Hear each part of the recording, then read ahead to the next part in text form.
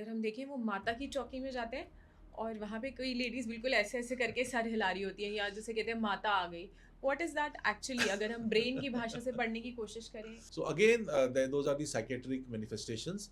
There is no organic reason for that. अगर आप हिंदू हो तो प्रोबेबली आपको हनुमान जी या किसी को काली माँ या किसी को शिव जी दिखेंगे। अगर आप क्रिश्चियन हैं तो जीसस दिखेंगे। तो how does it happen? So meditation का बेसिकली पर्पस यही है कि आपका ध्यान जो है वो वर्ल्डली चीज़ों से हटा के आपके अपने आप में या किसी भी एक केंद्र बिंदु की तरफ लेके जाना है। कई लोग के साथ ऐसा होता है कि उनको ऐसा लगता है ये चीज़ तो पहले हो चुकी है, इस जगह पे तो हम आए हैं, इवन दो वो नहीं आए होंगे। एंड इसको बहुत कॉमनली डेजा वू भी कहते हैं। Why does that happen? Deja vu हर के साथ होता है। It is so normal. मेरे साथ ही कितनी बार हो चुका है कि मुझे लगता है हाँ ये तो चीज़ मैं सोच चुका था कि ऐसा ही होना है। आपने अभी मिर्गी की बात करी और सीजर्स की बात करी कि उसमें दौरा पड़ता है। क्या ऐसी भी मिर्गी होती है जिसमें दौरा ही ना पड़ता हो? तो मिर्गी के दौरे जो मोस्ट कॉमनली देखे जाते हैं वो होता है जिसमें झटके लगते हैं, हाथ पैर अकड़ जाते हैं। बहुत सारे ऐसे होते हैं जिसमें कि सिर्फ आपको एब्नॉर्मल फीलिंग होती है, पेट में कुछ हो रहा है। कोई पेशेंट ऐसा नहीं मिला जिसने सोच लिया और मेरा तो बिल्कुल शून्य के स्टेट में चला गया, मैं ध्यान लग गया बहुत अच्छा। वो एक हाई लेवल मेडिटेशन है, ऐसा लोग कर सकते हैं। अगर इतना ही मेडिटेशन में लोग चले जाते हैं तो सेंट बन जाते हैं। तो कोमा एग्जैक्टली होता क्या है और क्या होता है कोमा के टाइम पे? हाँ, पेशेंट के दिमाग में कुछ चलता है, नहीं चलता है, एब्सेंट हो जाता है। What is coma actually? so coma is a very layman term, but coma is ki when you are not in your senses basically. So you are dependent on everybody for the life support, also for your every daily needs. What is it that people can do और should do, या जो swimming नहीं कर पा रहे या सूर्य नमस्कार नहीं कर पा रहे, ऐसा कुछ जो उनकी स्पाइन को हमेशा हेल्दी रखे? या बहुत सारी ऐसी एक्सरसाइजेज हैं जो कि हम स्पाइन के लिए कर सकते हैं, लेटे हुए भी कर सकते हैं। Yoga is a very good exercise जिसमें स्ट्रेचिंग होती है। एक न्यूरोसर्जन से मैं ये समझना चाहती हूँ कि लाइफ में प्यार या मोहब्बत इसकी अहमियत कितनी है? सी सबसे इम्पोर्टेंट है ये, what ever is your passion, अगर आप उसको प्यार नहीं करोगे, उसको लव नहीं करोगे, तो आप उसको परस्यू नहीं कर पाओगे। आप न्यूरोसर्जन हो इसलिए आपने बोला लव इन योर माइंड, हम होते तो बोलते love in our hearts. Welcome back to Mindful.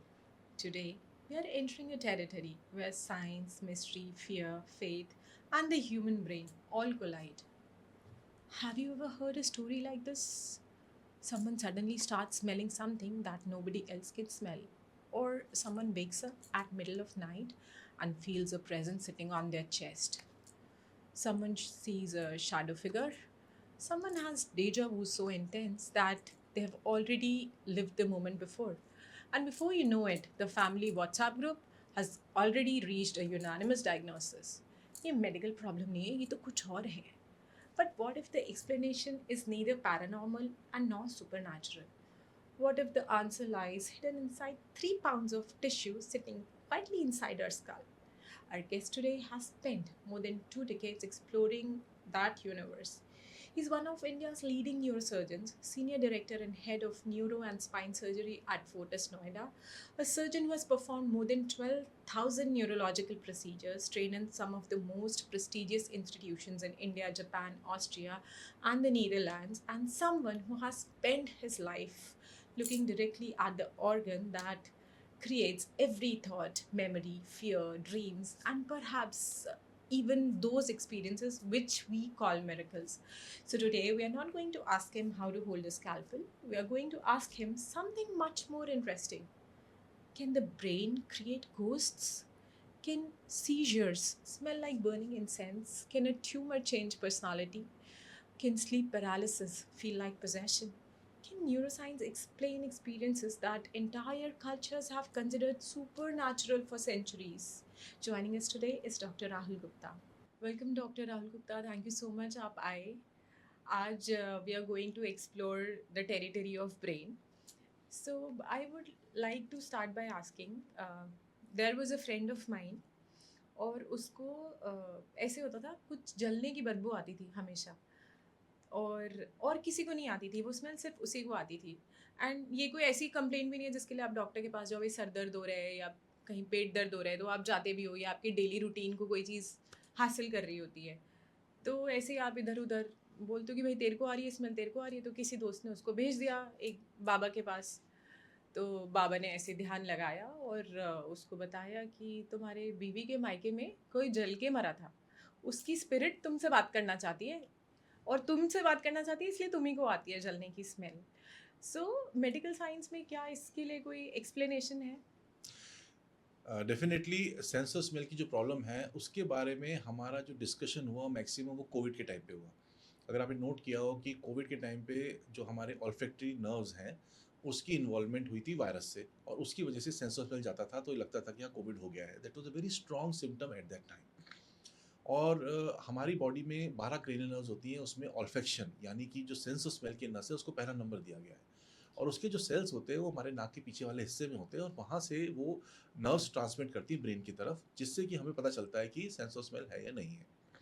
अब नाक का एरिया काफ़ी ख़राब होता है, हमें कभी जुकाम हो जाता है, कभी खांसी हो जाती है, साइनोसाइटिस होता है, तो इस एरिया में इन्फ्लेमेशन और डैमेज होने के चांसेस रहते हैं, जिसकी वजह से वो जो सेल्स हैं जिससे वो हमें महसूस होता है क्या स्मेल है, वो डैमेज हो जाते हैं। और डैमेज होने का ये मतलब नहीं है कि सेंस ऑफ स्मेल लॉस होगी। सेंस ऑफ स्मेल ऑल्टर भी हो सकती है, चेंज भी हो सकती है।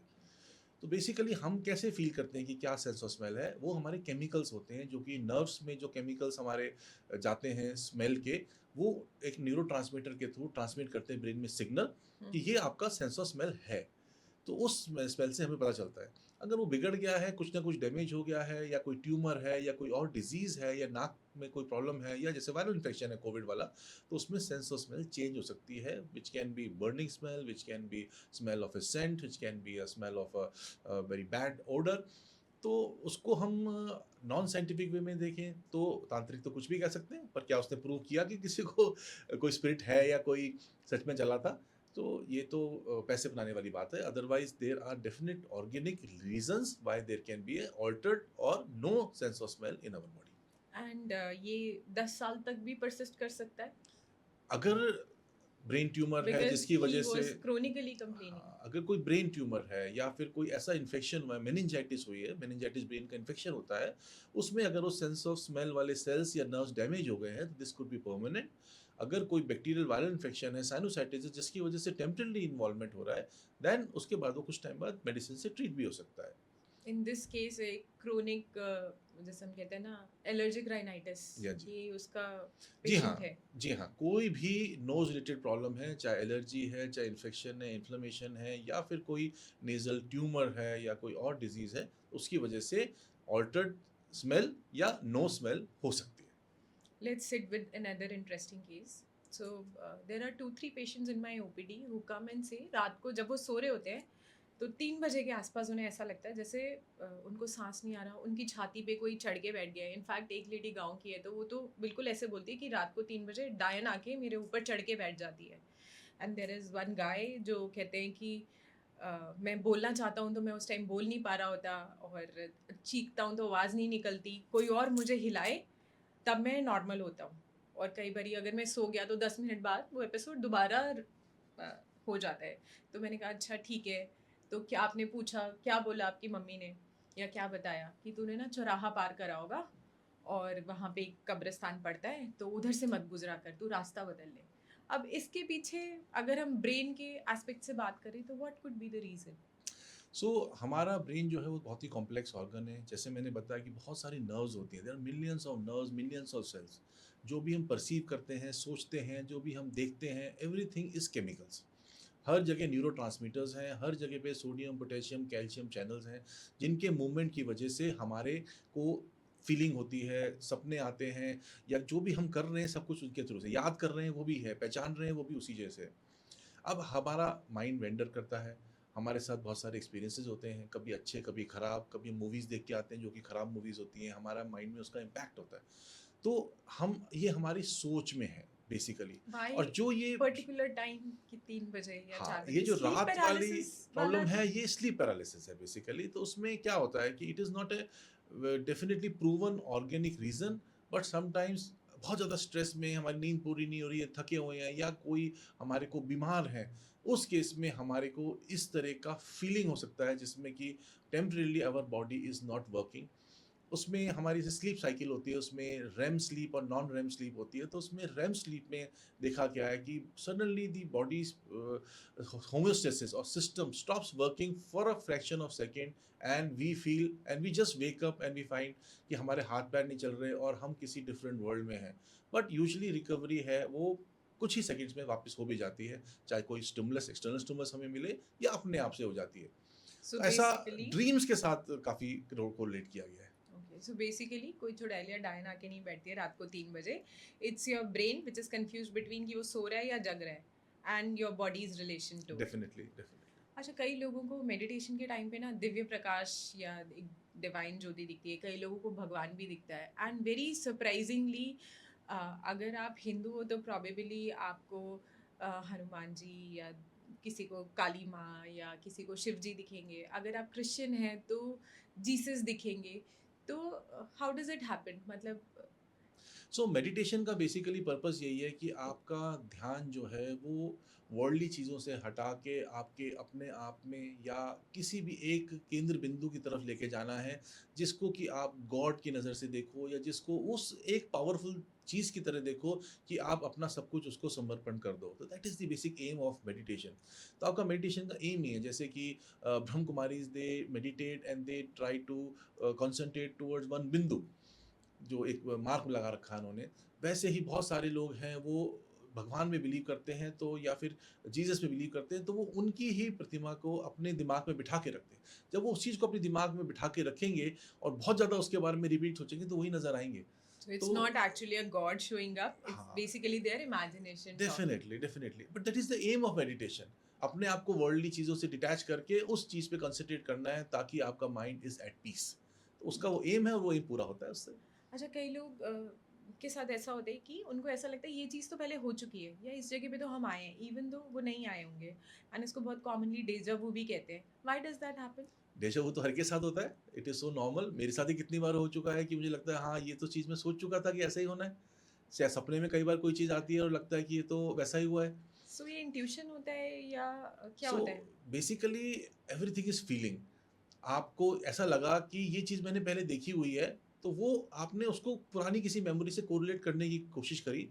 वो एक माइंड का भ्रम है, एक्चुअली वो नहीं है। या उससे सिमिलर चीज़ आपने पहले देखी है तो आप उससे कोरिलेट कर रहे हैं क्योंकि वो चीज़ आपको बड़ा फेंटली याद है। पर इससे उसकी आपकी मेमोरी रिवाइव हो गई, और अगर डिफरेंस 50% या 30% का भी है तो you try to correlate with that and आपको लगता है कि ये तो मैं पहले कर चुका हूँ या मैं जगह पहले देख चुका हूँ। So it's a very natural phenomenon, happens to everyone, and usually there is no disease associated with it. और डीजा वू तो अगर आप किसी चीज़ के बारे में बहुत ज़्यादा सोच रहे हैं और बहुत ज़्यादा आप मन कर रहा है कि वो चीज़ आपके साथ हो, तो उसके बारे में आप इतना सोचते हैं कि वो डीजा वू होना बड़ा लाज़मी है। क्योंकि you already tried that thing in your mind several times. अच्छा, there is child living in my neighbourhood. उसको 6 महीने से 1 साल से डेजा वू बहुत होता रहता था, मतलब महीने में एक दो बारी तो वो कहता ही था deja vu. Then one day in the school he was not present at the gate जहाँ से उसके पेरेंट्स उसे पिक करने आते थे, एंड सारे में उसे ढूंढा गया. सो कहीं नहीं मिला, and there was a situation of panic. आधे घंटे बाद ढूंढते ढूंढते he was found in the boys toilet, and उससे पूछा क्या हुआ. He could not remember anything, and उल्टी कर रहा था, झाग आ रहे थे उसके मुंह से. तो लगा कि कुछ खा लिया, कुछ पॉइजनस कुछ खा लिया, कोई नशे की गोली खा ली, क्या क्या हुआ. एंड देन ऑब्वियसली हॉस्पिटल ले जाना पड़ा बिकॉज घर आते आते वो फेंट हो गया, एंड उसका यूरिन पास हो गया. देन इन्वेस्टिगेशन पे पता लगा इट वाज न्यूरोसिस्टिक सर्कोसिस. सो ऐसा कुछ रिलेशन है कि ब्रेन में कोई ट्यूमर या ऐसी किसी चीज़ का इंडिकेशन भी हो सकता है डेजा वू, या जैसे सिस्ट था इस केस में ब्रेन में? So, what happens is there is a particular disease known as epilepsy, which is very common. उसमें एक टेम्पोरल लोब एपिलेप्सी होती है जिसमें कि आपको ऑरा आता है। ऑरा मतलब होता है कि वो आपको एक फील आती है पहले, जिसमें पेट में अजीब सा लगता है, अजीब से थॉट्स आते हैं, या हेलुसिनेशंस हाथ ही होते हैं, ऑटोमेटिकली हिलने लगेगा? या डीजा वू टाइप की जो सिम्टम्स आते हैं वो होता है, और उसके बाद वो एक्चुअल सीजर में कन्वर्ट होता है। तो there are multiple phases of a seizure. उसमें एक फेज जो ऑरा वाला होता है उसमें डेजा वू टेम्पोरल एपिलेप्सी में देखा गया है। और उसके बाद जो फेज़ आता है जिसमें एक्चुअल दौरा होता है उसको टॉनिक क्लोनिक फेज़ कहते हैं, जिसमें कि हाथ झटकना, अकड़ जाना शरीर का, झाग बनना, आंखें फिर जाना, यूरिन निकल जाना, वो एक्चुअल सीज़र का पार्ट है। So that child probably had a temporal epilepsy because of neurocystic sarcosis. तो neurocystic sarcosis basically एक तरह की कीड़े की बीमारी है जो कि हमारे ब्रेन में चला जाता है. That's the last phase of its survival. उसके बाद वहाँ पर ब्रेन में जाके उसकी डेथ हो जाती है कीड़े की, और वो वहाँ पर इरिटेशन करता है जिससे कि केमिकल चेंजेस होते हैं ब्रेन में और सीजर आने का चांस होता है. सो न्यूरोसिस्टिक सर्कोसिस कोई ट्यूमर है which is irritating the brain, और कोई ट्यूबरक्लोसिस इन्फेक्शन है जो हमारे ब्रेन में इरिटेट कर रहा है, that can lead to epilepsy and similar symptoms can be noticed in those patients. ये कीड़ा दिमाग में कैसे चला जाता है? Can it crawl through the brain so कि रेंग के दिमाग में पहुंच गया? नहीं, हमारे जो भी हम लोग अपने बॉडी में खाते हैं बेसिकली वो हमारे इंटेस्टाइन में एब्जॉर्ब होता है. तो जो हम प्रॉपरली क्लीन नहीं करते वेजिटेबल्स को, सैलेड्स को जो खाते हैं अनक्लीन होते हैं, जिसमें कि इस तरह के कीड़े के अंडे होते हैं या कीड़े होते हैं, जब वो हमारे पेट में जाते हैं so they get absorb into the intestine and enter into the blood stream. एक बार ब्लड स्ट्रीम में चले गए तो उनकी मर्जी है, कोई ब्रेन में जाके लॉज कर लेता है, कोई मसल में चला जाता है, कोई लिवर में चला जाता है, कोई घूमता रहता है. तो ब्लड ब्रेन बैरियर क्रॉस कर लेता है ये अंडा? जी हाँ, ये ब्लड ब्रेन बैरियर क्रॉस करके ब्रेन के पेरेन्काइमा के अंदर अपने आप को लॉन्च कर लेता है. कई पेशेंट्स में तो हज़ारों सिस्ट देखने को मिले हैं ब्रेन में, हज़ारों. ओके. क्या तरीका है कि खाने में जो भी अंडा मौजूद है वो हमारे इंटेस्टाइन में जाने तक ना सरवाइव करे? प्रॉपरली कुकिंग या ज़्यादा कुकिंग, या इज देयर एनी वे कि उसको हीट लेबाइल होता है या उसको हम मार सके पहले कि वो ब्रेन तक ना जाए? सो ये वाले कीड़े जैसे मैंने बताया कि ये सैलेड्स में होते हैं, अनकुक्ड मील के साथ होते हैं. तो सैलेड्स प्रॉपर्ली अगर वॉश्ड होंगे, अच्छी जगह से होंगे, अच्छे पानी से वॉश किए होंगे, तो उसमें वो कीड़ा की चांसेस नहीं होंगे. और कीड़े तो हमारे इंडियन वेजिटेबल्स बेसिकली में अंडे तो दिखेंगे ही नहीं ना नहीं, माइक्रोस्कोपिक अगर हम होके. उनको वॉश करेंगे तो वो निकल निकल जाएंगे वहाँ जाते से. हैं. हाँ जी, निकल जाते ओके. हैं. और हमारे बॉडी का इम्यून रिस्पॉन्स भी ऐसा होता है कि बहुत सारे कीड़े जो हमारे हम लोग इंजेस्ट करते हैं उनको वो बॉडी का इम्यून सिस्टम उसको डील कर लेता है. ये तो तब है जब बॉडी डील नहीं कर पा रही, आपका इम्यूनिटी भी लो है, साथ में आपने ज़्यादा मात्रा में उस तरह के अंडे या कीड़ों को अपने पेट में ले गए. आपने अभी मिर्गी की बात करी और सीजर्स की बात करी कि उसमें दौरा पड़ता है. क्या ऐसी भी मिर्गी होती है जिसमें दौरा ही ना पड़ता हो? जी हाँ. सो मिर्गी के दौरे जो मोस्ट कॉमनली देखे जाते हैं वो होता है जिसमें झटके लगते हैं, हाथ पैर अकड़ जाते हैं. बहुत सारे ऐसे होते हैं जिसमें कि सिर्फ आपको एबनॉर्मल फीलिंग होती है, पेट में कुछ हो रहा है, या आप 5 सेकंड या 10 सेकंड के लिए बिल्कुल लॉस्ट हो गए, उसको एब्सेंस सीजर्स कहते हैं. तो इस टाइप के सीजर्स भी काफ़ी कॉमन है और इनको पहचानने में दिक्कत आती है. पेशेंट का abnormal behaviour can be a part of the seizure. So seizures can be of different types. तो नॉर्मली अगर कोई एब्सेंट सीजर का पेशेंट आपकी ओपीडी में प्रेजेंट कर रहा है तो जो उसके साथ आते हैं वो क्या बोलते हैं कि क्यों लाए हैं हम इसको, या ऐसा क्या वो अनुभव करते हैं, सो दैट ऑडियंस को पता हो कि अगर ऐसा कुछ वो एक्सपीरियंस करे तो they should go to a doctor. So most important is the behaviour change. So behaviour change से हम एडिट कर सकते हैं कि पेशेंट जो पहले से था अब नहीं है, तो उसमें कहीं ना कहीं कुछ ब्रेन रिलेटेड इश्यूज हैं. पेशेंट कुछ काम कर रहे हैं, काम करते करते अचानक रुक गए, बिल्कुल आंखें बिल्कुल फिक्स हो गई हैं और एक अलग ध्यान में चले गए, और कुछ भी उनको समझ में नहीं आ रहा है, और आप हिला रहे हैं तो हिल नहीं रहे, और फिर 10-15 सेकंड या 20 सेकंड या 1 मिनट के बाद वो बिल्कुल नॉर्मल हो जाते हैं और उनको याद नहीं रहता कि उस वक्त क्या हुआ है. So that can be a part of the absence seizures. This symptoms can happen without seizures also, but तो वो एक evaluation जो है वो डॉक्टर ही कर पाता है कि whether they were seizures या फिर वो किसी और वजह से अपना ध्यान कहीं और ले गए थे. कोई पेशेंट ऐसा नहीं मिला जिसने सोच लिया और मेरा तो बिल्कुल शून्य के स्टेट में चला गया, मैं ध्यान लग गया, बहुत अच्छा? वो एक हाई लेवल मेडिटेशन है, ऐसा लोग कर सकते हैं. अगर इस तरह की मेडिटेशन में लोग चले जाते हैं तो सेंट बन जाते हैं. ओके. अच्छा, देर आर फ्यू पेशेंट्स या कुछ लोग जो बोलते हैं कि हम तो सो रहे थे, हमारी बॉडी ऊपर तैर रही थी और वहाँ से हम अपनी बॉडी को देख पा रहे थे. ये एक्सपीरियंस कैसे होता है? ये सब हेलुसिनेशंस हैं, आपका सोच का तरीका है. मेरे ख्याल से ऐसी चीज़ें तो एग्जिस्ट नहीं करती हैं. और आपको ड्रीम्स आते हैं, ड्रीम्स आपके कुछ पास्ट एक्सपीरियंस से रिलेटेड होते हैं, कुछ चीज़ उससे रिलेटेड होते हैं कि आप बहुत ज़्यादा कोई चीज़ अचीव करना चाहते हैं और अचीव नहीं कर पा रहे हैं, तो उन सब चीज़ों में ड्रीम्स आते हैं. तो this is also part of the dream मेरे ख्याल से, और इसका कोई ऑर्गेनिक रीजंस और नहीं है. There are people who have described कि वो और कुछ बाहर घूम के देख के भी आए हैं एंड वो सच था. आपके एक्सपीरियंस में कोई सो ऐसी चीज़ आई है? नाइट नाइट वॉकिंग तो होती है. ओके। जो स्लीप वॉकिंग है that is a definite phenomenon, और उसमें लोग नींद में अपने बेड से उठ के कमरे से निकल के दूसरे कमरे में किसी और छत पे या बाहर सड़क पे निकल जाए, that is a common phenomenon. और उसका भी कोई डेफिनेट ऑर्गेनिक रीजंस नहीं पता चले हैं, कोई डेफिनेट ट्रीटमेंट नहीं है। उसमें यही एडवाइस किया गया है कि you have to control your stress anxiety and you should have a peaceful sleep in the night. अगर आप एंग्शियस ज़्यादा हैं, बहुत ज़्यादा टेंस हैं, तो उसमें स्लीप वॉकिंग होती है। Sleep walking is a definite phenomena which has been proven कि ये होता है। आपका क्योंकि डोमेन ब्रेन है, तो you must have seen patients who have gone into coma. तो कोमा एग्जैक्टली होता क्या है, और क्या होता है कोमा के टाइम पे? पेशेंट हाँ, के दिमाग में कुछ चलता है, नहीं चलता है, एब्सेंट हो जाता है? What is coma actually? so coma is a very layman term, but coma is ki when you're not in your senses basically. So you are dependent on everybody for the life support, also for your every daily needs. So coma में आपके हाथ पैर थोड़े बहुत हिल सकते हैं, but those are not voluntary.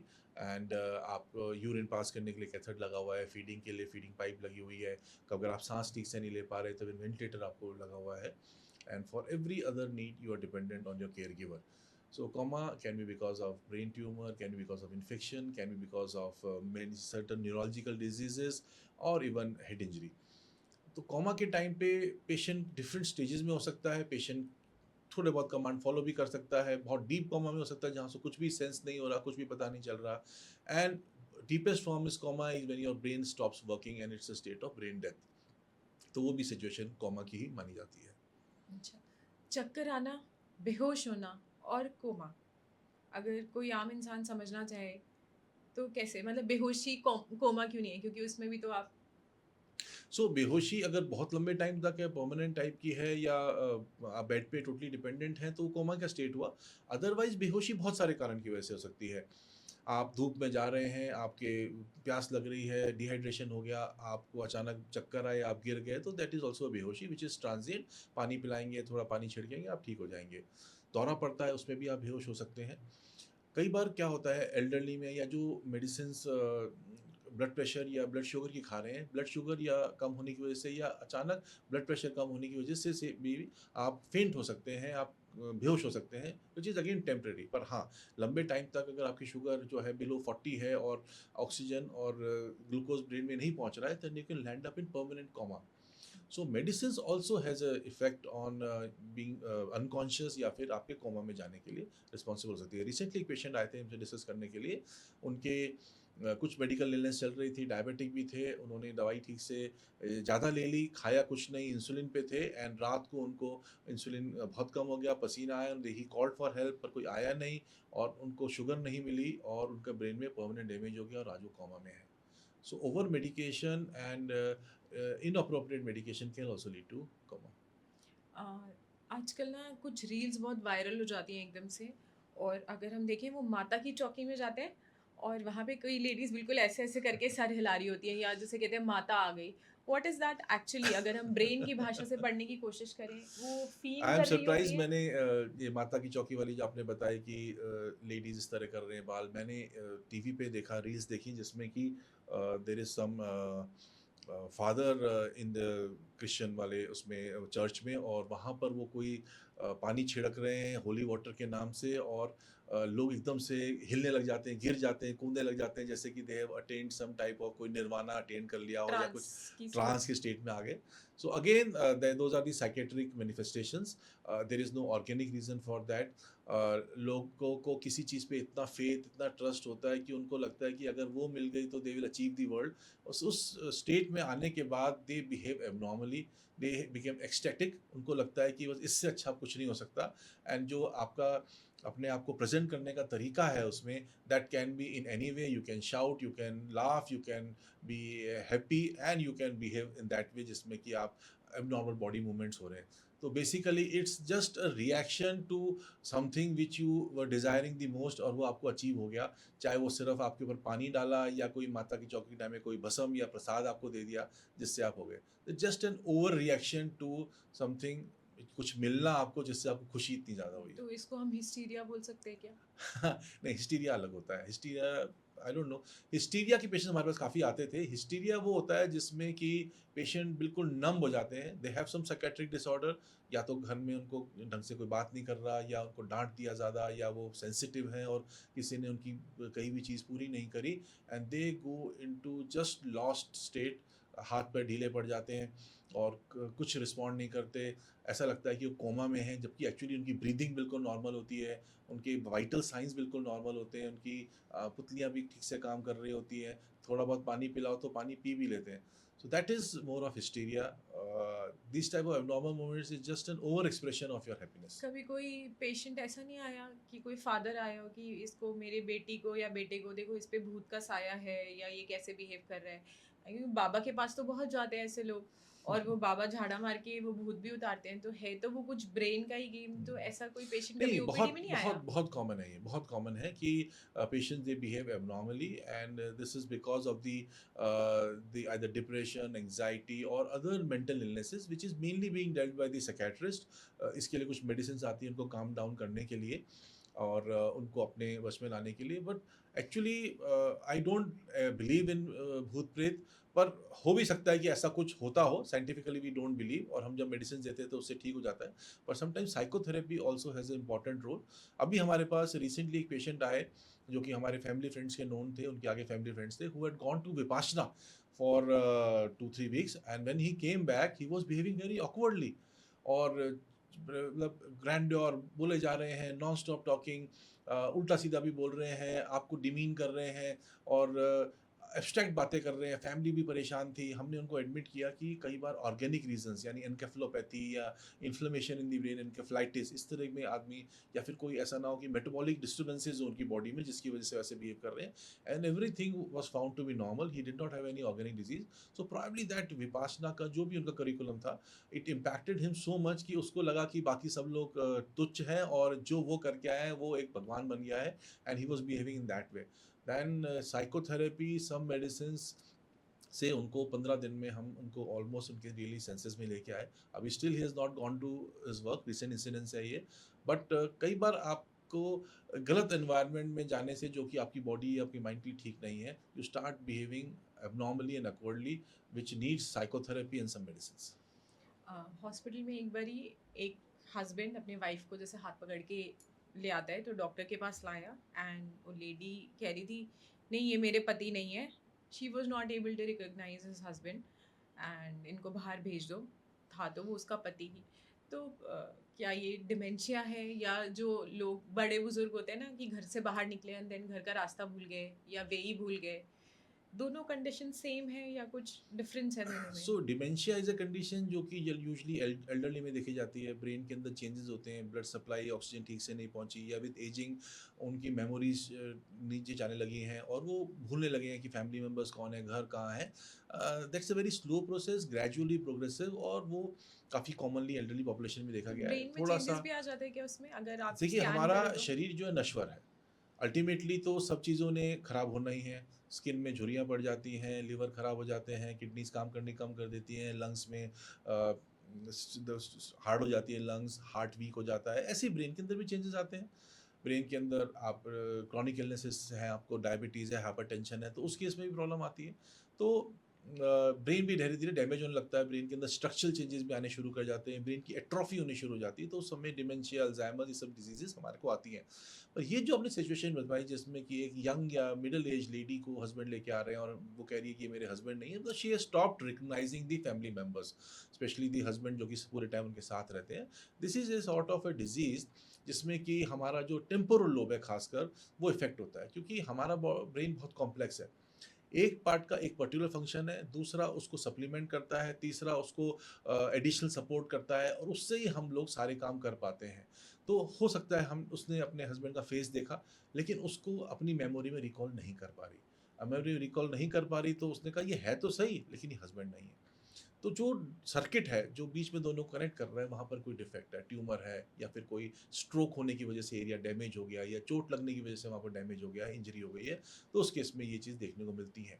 बहुत सारे हम लोग लिखते हैं, हम लोग पढ़ते हैं, हम लोग ऑब्जेक्ट्स को रिकग्नाइज करते हैं। Different areas of the brain have been given a role कि वो ये सब चीज़ें करें। अगर एक एरिया खराब है तो हो सकता है कि हम लिख पाएँ पर हम पढ़ ना पाएँ। ऐसा भी हो सकता है हम लिख पढ़ पाएँ पर ऑब्जेक्ट नहीं पहचान पाएँ। ऐसा भी हो सकता है कि ऑब्जेक्ट को पहचान लें पर बोल नहीं पाएँ कि वो ऑब्जेक्ट क्या है। तो ये सारे जो हैं ब्रेन डिजीज़ेज़ जो कि स्ट्रोक, ट्रॉमा, ट्यूमर या कोई इन्फ्लेमेशन, इन्फेक्शन की वजह से अगर एरिया डैमेज हुआ है, तो उसमें ये सारे सिम्पटम्स आ सकते हैं। अभी मैं रिसेंटली एक आर्टिकल पढ़ रही थी, साइक जर्नल में पब्लिश हुआ था 2015 में। मैं आर्टिकल का नाम बताती हूँ। It was sighted and blind in one person. तो बेसिकली इसमें एक औरत थी जो 17 साल से ब्लाइंड थी, देख ही नहीं पाती थी। एंड डॉक्टर्स ने डिस्कवर करा कि उसके मल्टीपल पर्सनालिटीज़ हैं। And surprisingly in one of her personalities she could read, जो कि एक कॉर्टिकल ब्लाइंडनेस के लिए डायग्नोज थी पिछले 17 साल से. So in one of the personalities, she was able to read as if nothing has happened. So how do you explain this in neuroscience?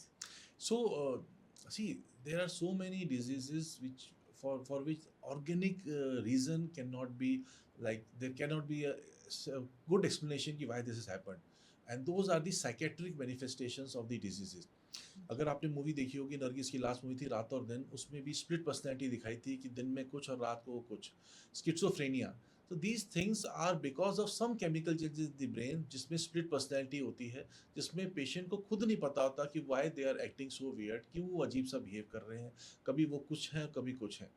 तो ब्लाइंडनेस को फ़ील करना कोई बहुत आसान काम नहीं है, मतलब आराम से हो सकता है कि आप कर भी सकते हैं कि 17 साल. हाँ, 17 साल भी कर सकते हैं। तो ऐसा हो सकता है, और इसमें कई बार आपको खुद नहीं पता होता कि आप ये क्यों कर रहे हैं और आपसे क्यों हो रहा है। So these things are possible. हर एक चीज़ का एक डेफिनेट लॉजिकल आंसर देना अभी तक ब्रेन में पॉसिबल नहीं है। There are still some enigmas, still we have not understood the brain that much. तो ब्रेन को समझने के लिए अभी और बहुत साल लगेंगे, उसके लिए और ब्रेन की ज़रूरत है। सर, अगर किसी के दिमाग का मैं एमआरआई करूं तो मुझे दिमाग तो दिख जाएगा, उसका मन कहाँ दिखेगा? हाँ, तो एमआरआई शोज़ द स्ट्रक्चर कैसा है ब्रेन का, स्ट्रक्चरल प्रॉब्लम नहीं है या नहीं है। एमआरआई की जो नई सीक्वेंसेस आ रही हैं, वो बहुत डेप्थ तक पढ़ पाता है, बहुत माइन्यूट तरीके से पढ़ पाता है कि ब्रेन के अंदर कहाँ स्ट्रक्चरल डैमेज है। Definitely with upcoming 7 tesla, 9 tesla MRI machines, we may be able to pin point कि कौन से न्यूरॉन में इस बीमारी में प्रॉब्लम हुई है, ताकि हम उसको पिन पॉइंट कर सकें। अभी तक हम ग्रो कर रहे हैं, हम सीख रहे हैं, और लेकिन अभी तक भी हम हर चीज़ का जवाब नहीं दे सकते।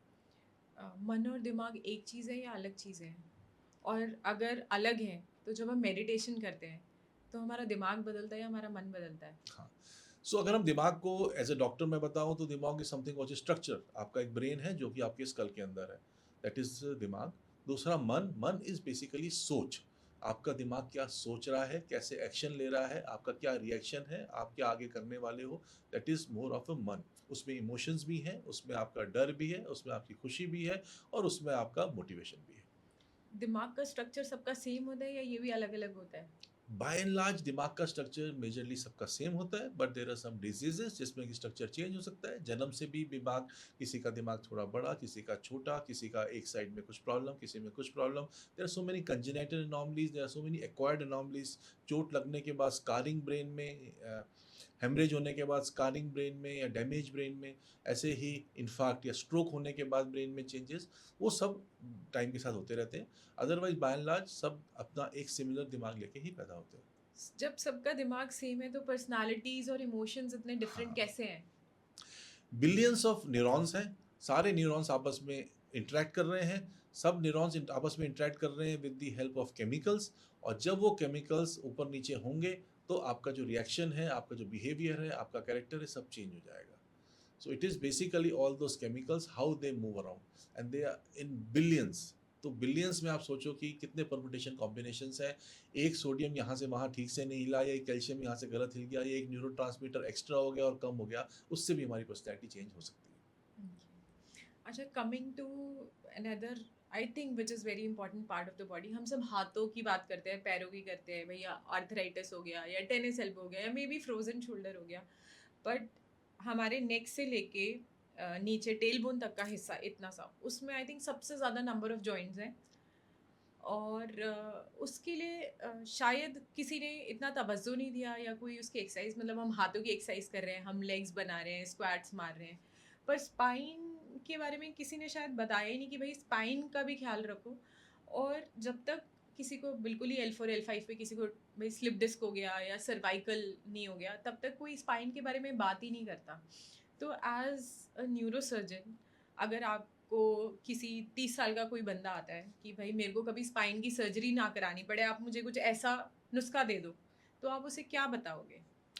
सो डेफिनेटली मैं खासकर इंडिया की अगर बात करता हूँ तो स्पाइन हमारे लिए सबसे नेग्लेक्टेड ऑर्गन है, क्योंकि हम अगर यंग हैं तो हम अपने मसल्स बनाने में लगते हैं जिसमें हम डंबल्स उठाते हैं जो कि हमारे हाथों और पैरों को स्ट्रांग बनाता है। स्पाइन को हम थोड़ा नेग्लेक्ट कर देते हैं। यंग से ऊपर आए, मिडिल एज में आए, स्पेशली लेडीज़ में आए, तो वो लोग बिल्कुल एक्सरसाइज नहीं करते, जबकि हमारा स्पाइन हमारे को इरेक्ट रखता है। एज़ कम्पेयर टू जानवर, हम खड़े होकर अपने स्पाइन की वजह से ही चल पाते हैं। और स्पाइन हमारी इस तरह बनी है, मैक्सिमम जॉइंट्स आपने खुद बोला, इस तरह बनी है कि हम अपनी गर्दन हिला सकते हैं, हम बेंड हो सकते हैं, झुक के काम कर सकते हैं, ट्विस्ट कर सकते हैं, टेढ़े मेढ़े हो सकते हैं। तो उसको जो करने का जो तरीका है वो हमारे को मसल से मिलता है, मसल्स हमारे को हेल्प करती हैं। लेकिन अगर मसल ज़्यादा काम करेंगी तो हमारे जो वर्टिब्रे हैं वो आपस में रिलेटेड नहीं रहेंगे, वो हिल जाएंगे। उसको अपनी जगह पे रखने के लिए जॉइंट्स, लिगामेंट्स, डिस्क और छोटी छोटी मसल जो वहाँ पर अटैच्ड है उनका रोल है। नाउ मसल्स जो है वो हमारे कंट्रोल में इस तरह है कि हम एक्सरसाइज से उनको स्ट्रांग बना सकते हैं। तो to have a strong spine, a good flexible spine, और स्पाइन जो कि हमारे को तंग ना करे किसी भी एज तक, हमारे को एक्सरसाइज करना बहुत ज़रूरी है ताकि हम उन मसल्स को स्ट्रांग बना सकें। There are multiple layers of muscles in the back as well as in the front which stabilise the spine, और उसकी एक्सरसाइज करना बहुत ज़रूरी है। और अगर हम उसकी एक्सरसाइज रेगुलरली करेंगे तो हम ऑलमोस्ट 50 to 70% डिजीजेज से बच सकते हैं। तो क्या कोई ऐसी ब्लैंकेट एक्सरसाइज है जो हम अ, बता सके सबको कि भाई ये करो, जैसे योगा में या बोलते हैं ना सूर्य नमस्कार, अगर आपको अपनी स्पाइन को हेल्दी रखना है कम से कम आप 12 साइकिल सूर्य नमस्कार के करो। तो as neurosurgeon from your perspective, या जैसे स्विमिंग के लिए बोलते हैं भाई बेस्ट एक्सरसाइज है बैक की, so what is it that people can do और शुड डू, या जो स्विमिंग नहीं कर पा रहे या सूर्य नमस्कार नहीं कर पा रहे, ऐसा कुछ जो उनकी स्पाइन को हमेशा हेल्दी रखे? या बहुत सारी ऐसी एक्सरसाइजेज हैं जो कि हम स्पाइन के लिए कर सकते हैं, हम लेटे हुए भी कर सकते हैं। Yoga is a very good exercise, उसमें स्ट्रेचिंग होती है। सो बेसिकली हमें स्ट्रेचिंग करनी है डेली की डेली। स्ट्रेचिंग की बहुत सारी एक्सरसाइज आपको फिजियोथेरेपिस्ट आपको सिखा देंगे। उसके बाद there are certain minor exercise जो 15-20 मिनट्स अगर हम बैक स्ट्रेंथनिंग करें, जो कि लेट के होती हैं, उल्टा लेट के होती हैं, या फिर आप नी एल्बो में जब आप पोजीशन में होते हैं उसमें आप स्पाइन को स्ट्रेंथन करने की एक्सरसाइज कर सकते हैं। अगर वो बेसिक एक्सरसाइजेज 15 से 20 मिनट डेली करेंगे जिसमें आपकी बैक मसल्स, एब्डोमिनल मसल्स को जोर लगाना पड़ता है और वो स्ट्रांग बनती हैं, तो वो दीज आर सफिशिएंट। उसके अलावा अगर आप योगा करते हैं तो that is a very good exercise. लोग सोचते हैं कि हम घर का काम करते हैं, हम डेली वॉक करते हैं और वो हमारी एक्सरसाइज है। नहीं, आप जो वॉक करते हैं वो आपकी ओवरऑल बॉडी के लिए अच्छा है, स्पेसिफिकली बैक के लिए नहीं है, और वो आपके हार्ट को या ब्रेन को हेल्दी रखता है, कोलेट्रल्स डेवलप करता है। घर का जो आप काम करते हैं उससे आपकी थोड़ी बहुत एक्सरसाइज हो रही है, but that is not enough. हाँ, अगर आप ऑफिस स्पेस में हैं या घर पे हैं, सीढ़ियाँ चढ़ते हैं, लॉन्ग वॉक पे जाते हैं, छोटे डिस्टेंस पे ट्रैवल करने के लिए व्हीकल नहीं लेते हैं, that can be considered as a part of exercise. पर जो घर का रूटीन काम कर रहे हैं that is not exercise at all.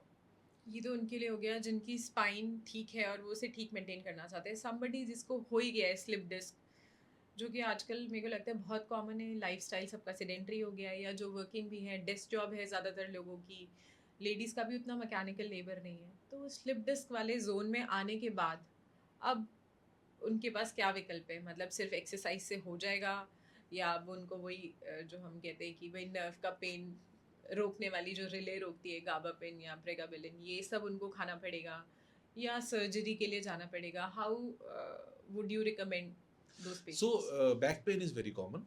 अगर हम बात करें ओवरऑल पॉपुलेशन की तो ऑलमोस्ट 50% पॉपुलेशन को कभी ना कभी अपने लाइफ में, यूथ में, एल्डरली एज में बैक एक जरूर होता है। So it is very common. 99% जो बैकएक होता है that is because of the sprain of the muscles, ligaments या बोन्स और लिगामेंट्स और मसल्स के बीच में जो आपस में रिलेशन है उसमें गड़बड़ हो गई। बहुत सारे पेशेंट्स में माइनर डिस्क की प्रॉब्लम ज़रूर आती है क्योंकि जो लाइफस्टाइल है वो सेडेंटरी है। अचानक हम जब झुकते हैं या अचानक झटका लगता है तो डिस्क का एक पोर्शन थोड़ा सा बाहर आ जाता है। So that is very common, but that is managed by conservative treatment in form of precautions and exercise. उसमें कोई सर्जरी या मेडिसिन की जरूरत नहीं पड़ती। पर अगर उसके रिएक्शन में हमारी बॉडी ओवर रिएक्ट करती है, मसल स्पाज्म में चले गई, पेन ज़्यादा हो रहा है या थोड़ा बहुत नर्व की इरिटेशन हो रही है, then they pain persist and the patient has to come to a doctor. What a doctor does, सबसे पहले एमआरआई कराता है। MRI is a very simple investigation, it is very informative investigation. वो ये बता देगा कि आपकी डिस्क बल्ज कितनी है, आपकी मसल्स कैसी हैं, आपकी बोन्स कैसी हैं, लिगामेंट्स कैसे हैं। अगर उसमें कुछ गड़बड़ निकलता है then the treatment has to be according to that. अगर उसमें गड़बड़ नहीं निकलता है, जो कि 90% केसेस ऑफ एमआरआई में नहीं निकलता है, then you have to resort to some rest initially and then good quality exercises as taught to you by physiotherapist। कुछ मेडिसिन का रोल होता है, जैसे आपने बताया प्रीगाबलिन है, मसल रिलैक्सेंट्स है, कुछ विटामिन है, कैल्शियम है, विटामिन डी है, उसको भी साथ में लिया जा सकता है at the advice of doctor. पर कई बार जब डेफिनेट कोई गड़बड़ निकलती है, बोन में फ्रैक्चर है या बोन हिल गई है अपनी जगह से, डिस्क बाहर आ गई है, नर्व कंप्रेस हो रही है, उस केस में स्पेशलाइज ट्रीटमेंट की ज़रूरत पड़ती है। उसमें मेडिसिन भी हो सकती हैं, लोकल स्पाइन इंजेक्शंस भी हो सकते हैं, और कुछ पेशेंट्स में सर्जरी की ज़रूरत भी पड़ सकती है। तो पहले तो लोग बहुत डरते हैं स्पाइन को छिड़वाने में ही, क्योंकि सारा कनेक्शन ब्रेन से है, सारे सेंसेशन सिग्नल रिले वहीं से हो रहे हैं। तो पहले के मुकाबले में अभी स्पाइन सर्जरी में कुछ ऐसा चेंज आया है कि लोगों का डर कम हो जाए उसको लेके, या they become less fearful about that? ऐसा क्या एडवांसेस आए हैं जिसके बारे में शायद लोगों को नहीं पता और वो अभी भी दर्द में जी रहे हैं उस वजह से? सो स्पाइन सर्जरी या कोई भी सर्जरी हमारी बॉडी में कोई भी लाइक नहीं करता, कोई भी नहीं चाहता कि उसकी सर्जरी हो, पर अगर ज़रूरत है तो सर्जरी की ज़रूरत पड़ती है। स्पाइन की सर्जरी में भी जब तक ज़रूरत नहीं है तब तक आप मेडिसिन, फिजियोथेरेपी, रेस्ट और सब तरीके से उसको ठीक कर सकते हैं। पर जब आपको डेफिसिट्स आने शुरू हो गए या आपकी क्वालिटी ऑफ लाइफ बहुत ज़्यादा ख़राब होनी शुरू हो गई, या फिर कोई ट्यूमर है, ट्यूबरक्लोसिस है, या कोई मेजर इन्फेक्शन है जिसके लिए सर्जरी ज़रूरी है, तो उसमें आपको सर्जरी करवानी पड़ेगी। नाउ द थिंग्स इज़ कि पहले सर्जरी होती थी सिर्फ एक दो टाइप की, और उसमें पहले डायग्नोस्टिक्स भी अच्छे नहीं होते थे, एमआरआई वगैरह अवेलेबल नहीं थे, और जो इंस्ट्रूमेंट्स और जो मैग्नीफिकेशन जो माइक्रोस्कोप से मिलता है वो अवेलेबल नहीं था, तो सर्जरी के रिजल्ट्स भी अच्छे नहीं थे। लोग सोचते थे कि सर्जरी हो जाएगी और हम बिल्कुल ठीक हो जाएंगे, लेकिन बाद में फिजियोथेरेपी, एक्सरसाइजेज, रिहेबिलिटेशन के लिए नहीं जाते थे। Now the things have change. सबसे इंपॉर्टेंट है डायग्नोस्टिक्स का। एमआरआई बहुत अच्छी क्वालिटी के आगे, जो कि आपकी बीमारी को पहले से अच्छे से बता देते हैं। डॉक्टर्स उसके बाद आपस में डिस्कस करते हैं, रिसर्च करते हैं कि क्या क्या करना चाहिए, और अगर सर्जरी की ज़रूरत है तो हमारे पास न्यूरो एनेस्थीसिया बहुत अच्छे से आ गया है, जो कि बहुत अच्छी एनेस्थीसिया देता है during the type of surgery. हमारे पास गैजेट्स जैसे ऑपरेटिंग माइक्रोस्कोप है, फिक्सेशन डिवाइसेस हैं, जैसे ओआम है, न्यूरो नेविगेशन है, न्यूरो मॉनिटरिंग है, ये सारे गैजेट्स जो हैं ये स्पाइन सर्जरी को बहुत ही सेफ बनाता है। तो जो पहले रिजल्ट्स थे 50%, वो रिजल्ट्स अब बढ़ के 90 टू 95% सक्सेस की तरफ आ गए हैं। फिर भी मैं रिपीट करूँगा कि सर्जरी का जो रोल है वो 33% है। बाकी 64% जो आगे का जो रोल है वो आता है आपके अच्छे प्रिकॉशंस के साथ, आपकी दवाइयों के साथ, आपकी एक्सरसाइजेस, रिहैबिलिटेशन के साथ, क्योंकि वो नहीं करेंगे तो दोबारा से स्पाइन की प्रॉब्लम होने के चांसेस रहते हैं। फिर किसी और लेवल पे हो जाएगा वही जी हाँ, प्रोलैप्स। जी हाँ। अच्छा, जैसे कि पता ही है इंडिया में लेडीज़ की बोन हेल्थ का क्या हाल है, और फ्रैक्चर्स बहुत कॉमन है। तो हाथ में तो फ्रैक्चर हो जाए तो प्लास्टर लगा देते हैं।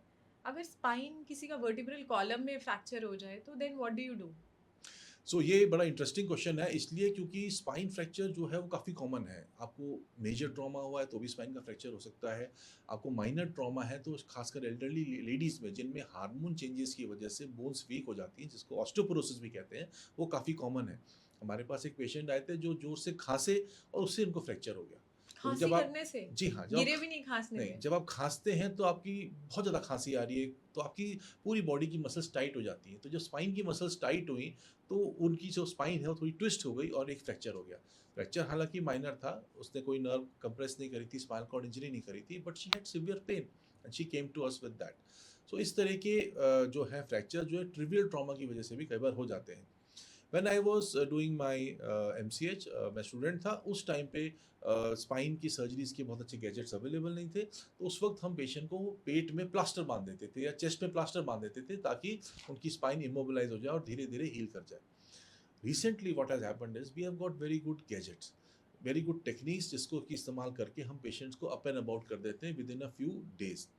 उसमें एक मिनिमली इन्वेसिव प्रोसीजर जो कि मैं रिकमेंड करता हूँ स्ट्रांगली, उसको हम वर्टियोप्लास्टी या काइफोप्लास्टी कहते हैं, जिसमें लोकल एनेस्थीसिया में ऑपरेशन थिएटर के अंदर with the help of needle we inject cement, और उस जहाँ सीमेंट पे जहाँ हड्डी पर टूटी है? फ्रैक्चर है ओके। तो अगर वो हड्डी का बाहर का जो बॉक्स वाला एरिया है वो मेंटेन्ड है, तो हम उसके अंदर सीमेंट भर देते हैं। Cement by virtue of its presence, secondly उससे जो हीट जनरेट होती है उसकी वजह से, प्लस उससे जो वर्टिबल बॉडी की थोड़ी सी हाइट इंक्रीज होती है, उससे पेशेंट के पेन में इमीडिएट रिलीफ आता है like magic.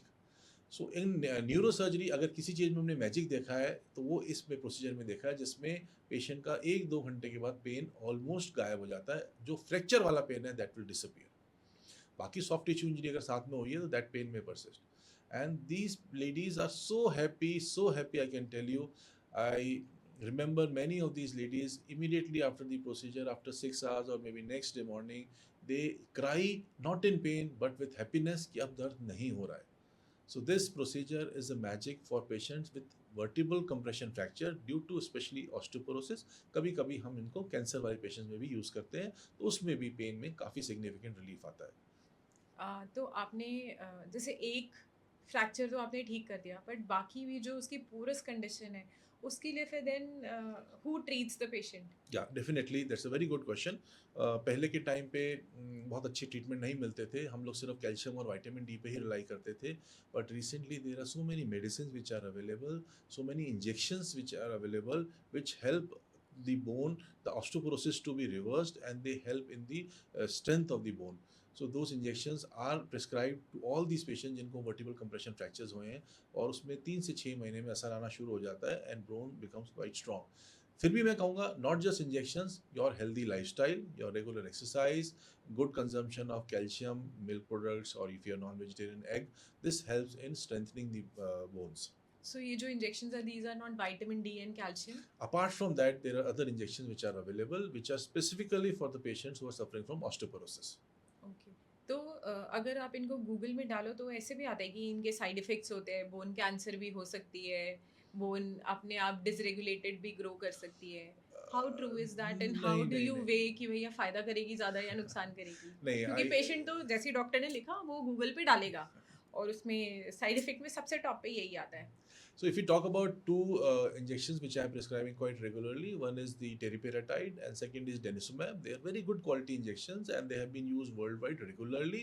No significant side effects have been noted. No permanent side effects have been noted. Denosumab के साथ definitely है कि there can be a jaw necrosis if your oral hygiene not so good. So we suggest them to have a good oral hygiene ताकि उनको उससे related complication ना हो। And जो टेरिपेराटाइड है उसमें इनिशियली थोड़ा फीवर फ्लू लाइक सिम्टम्स आ सकते हैं, अदरवाइज लॉन्ग टर्म में it's a good medication for healthy people. Definitely who are suffering from cancer other diseases, तो उसमें टेरिपेराटाइड की बजाय विल प्रेफर डेनिसुमैब। ओके। तो ये वाले जो इंजेक्शंस है, ये प्रोफाइलैक्टिकली हम हर मेनोपॉजल वुमेन को क्यों नहीं देते? अगर हमें पता है 80% को तो है ही ऑस्टियोपोरोसिस, तो हम 80% ऑफ द पॉपुलेशन को क्यों कवर नहीं करते? They are so safe. Yeah, so that's a very good question. So whenever the patient is reaching perimenopause या postmenopause में है, तो they require additional treatment support. Calcium and vitamin D सबसे important है, वो तो at least लेना ही चाहिए. But still some people are prone to osteoporosis.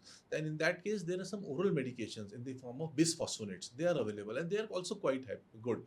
So उसमें injectables can be reserved for people who are having severe osteoporosis and they are not responding to the oral medication. Otherwise, this oral medication is also quite good enough to prevent happening of osteoporosis in postmenopausal women. So oral medication can be given safely. तो मतलब every menopausal women should consider having bisphosphonates beside calcium and vitamin D? No, no. Postmenopausal, perimenopausal females should first do good exercise, have a good healthy lifestyle. They should refrain from any smoking alcohol.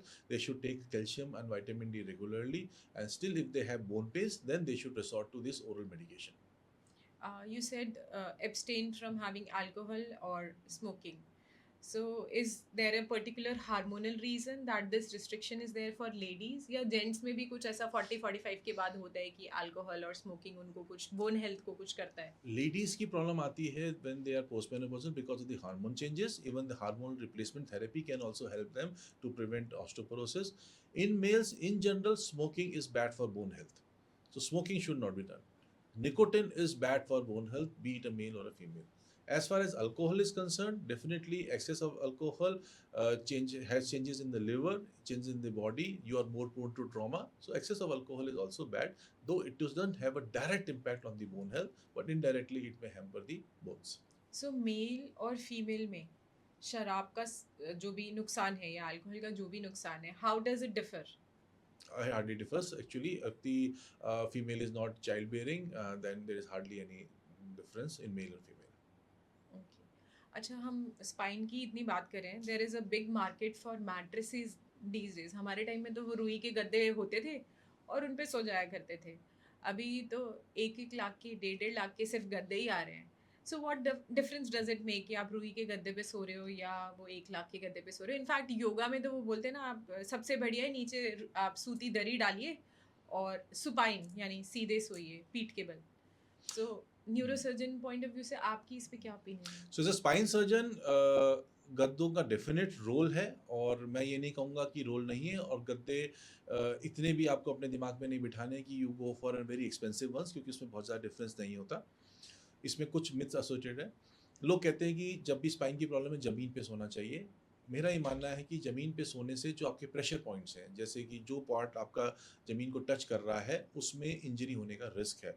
उस वो बोनी prominence में problem हो सकती है। तो जो लोग बचपन से ज़मीन पे सोने के आदी नहीं हैं, उनको ज़मीन पे नया सोना नहीं शुरू करना चाहिए। क्योंकि वो प्रेशर पॉइंट्स को कंपनसेट करने के लिए एटलीस्ट 2 या 3 इंच का गद्दा होना चाहिए। रुई का गद्दा जो कि 3 इंच का है इज़ गुड इनफ, जो कि आपके प्रेशर पॉइंट्स को कंपनसेट कर लेगा, और आपको हमेशा फ्लैट सरफेस पे सोना चाहिए। चारपाई पे जब आप सोते हैं तो आपके स्पाइन के कर्वेचर को प्रॉब्लम होती है। तो चारपाई इज़ आउट, ज़मीन पे सोना इज़ आउट।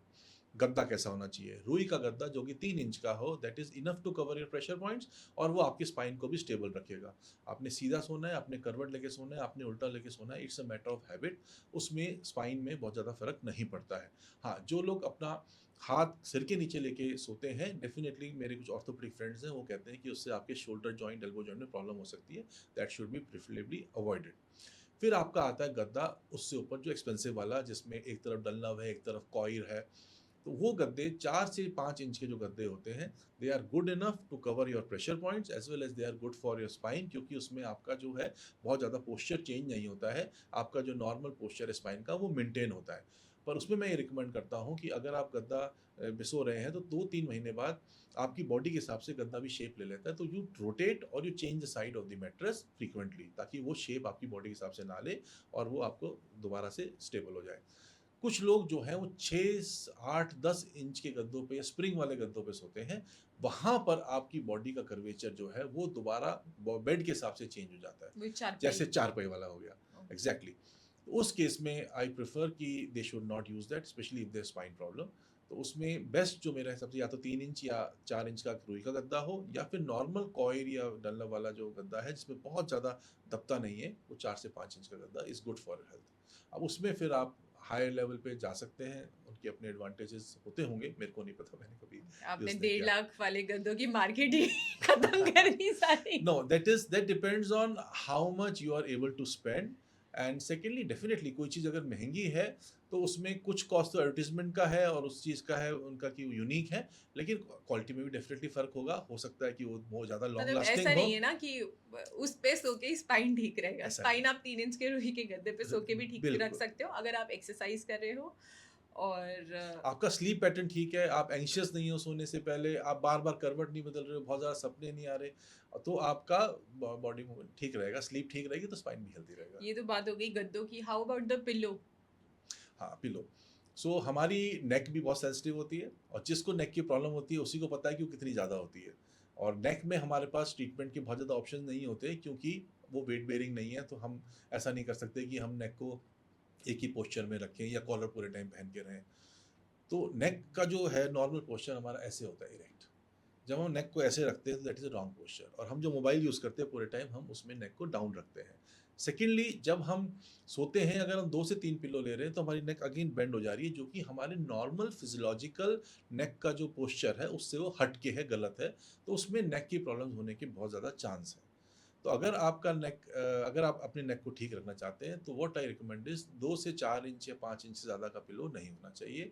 और आप चाहे सीधा सोएं या साइड में सोएं। हाँ, डेफिनेटली बहुत सारे लोग जो सिर्फ साइड में होकर सोते हैं, दे कैन हैव अ 6 और 7 inch pillow just to cover up this shoulder वाला जो एरिया है उसको कवर करने के लिए। और मोबाइल का जो झुक झुक के यूज़ करते हैं जैसे गर्दन को मोड़ के, उसमें नेक की प्रॉब्लम्स बढ़ने के बहुत ज़्यादा चांसेस हैं। अच्छा, फॉर एवरी हेडेक आप ऑब्वियसली कोई सर दर्द के लिए पेशेंट आ रहा है, आप सबको एमआरआई नहीं बोलते होगे। So when is the time जब आपको लगता है नहीं इसका हेडेक जो है ये मेरे को नॉर्मल नहीं दिखता, इसको तो मुझे एमआरआई के लिए भेजना है? सो एमआरआई आज से 10-12 साल पहले बहुत बदनाम था, इतना महँगा टेस्ट है, मशीन में जाना पड़ता है, एमआरआई में कुछ निकलता नहीं है, लोग ज़बरदस्ती करा लेते हैं, डॉक्टर्स करा लेते हैं। पर मेरा ये मानना है MRI is a very good investigation. उसके 2 फ़ायदे हैं, एक तो कोई डिज़ीज़ है तो डिटेक्ट हो जाएगी और डिज़ीज़ नहीं है तो पता चल जाएगा तो at least psychologically will be better. पर हर हेडेक में एमआरआई कराना ज़रूरी नहीं है। सबसे कॉमन हेडेक जो है वो टेंशन हेडेक है, स्ट्रेस रिलेटेड हेडेक है। आप सारे दिन से काम करके आए, थक गए, खाना भी ठीक से नहीं खाया, नींद पूरी नहीं हुई, पानी भी नहीं पिया, सिर में दर्द हो रहा है, आप 4 घंटे सोए, ठीक हो गए, या आपने कुछ पानी वानी पिया, खाना खाया, आप ठीक हो गए। तो इसलिए उसमें एमआरआई की ज़रूरत नहीं है। Persistent headache, headache associated with vision problems, कान में प्रॉब्लम हो रही है, बोलने में तकलीफ हो रही है, बॉडी में कोई चेंजेस आ रहे हैं, या आपको बाई चांस कोई सीजर पड़ा है, या हेडेक जो है वो आपकी क्वालिटी ऑफ लाइफ को डिटोरेट कर रहा है और मेडिकेशन से भी ठीक नहीं हो रहा है, उस केस में एमआरआई कराना इसलिए ज़रूरी है कि there are some structural diseases which may lead to these problems, और उस केस में आपका ट्रीटमेंट पॉसिबल है, तो वो ट्रीटमेंट मिस नहीं होना चाहिए। मैं थोड़ा-सा एमआरआई के ओवर यूज़ की तरफ जाता हूँ, क्योंकि मैंने अपने लास्ट 20 साल के एक्सपीरियंस में ये देखा है, बहुत सारे पेशेंट्स जिनको कि ब्रेन ट्यूमर छोटे से लेकर बड़े हो गए, उन्होंने 1-1, 2-2 साल तक बहुत डॉक्टर से चक्कर काटे, किसी ने एमआरआई नहीं कराया।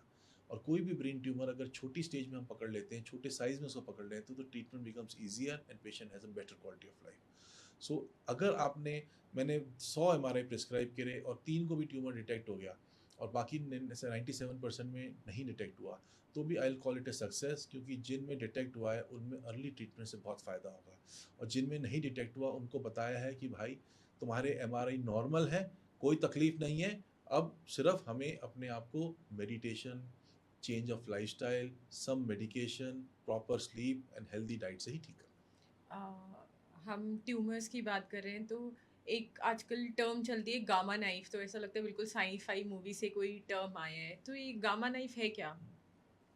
सो बेसिकली गामा नाइफ कोई नया टर्म नहीं है, गामा नाइफ पिछले 20 साल से यूज़ हो रहा है, ऑल इंडिया इंस्टीट्यूट में मेरे ख्याल से 20 या 22 साल पहले लगा था, और सिमिलरली बॉम्बे में और 1-2 और इंस्टीट्यूट्स में इंडिया में था। अभी रिसेंटली इसलिए पॉपुलर हो गया है क्योंकि you can call it a marketing gimmick, और बहुत सारे सेंटर्स में अब इंडिया में भी लगने लगा है, प्राइवेट सेक्टर में भी आ गया है, पहले बहुत कम जगहों पे था प्राइवेट सेक्टर में।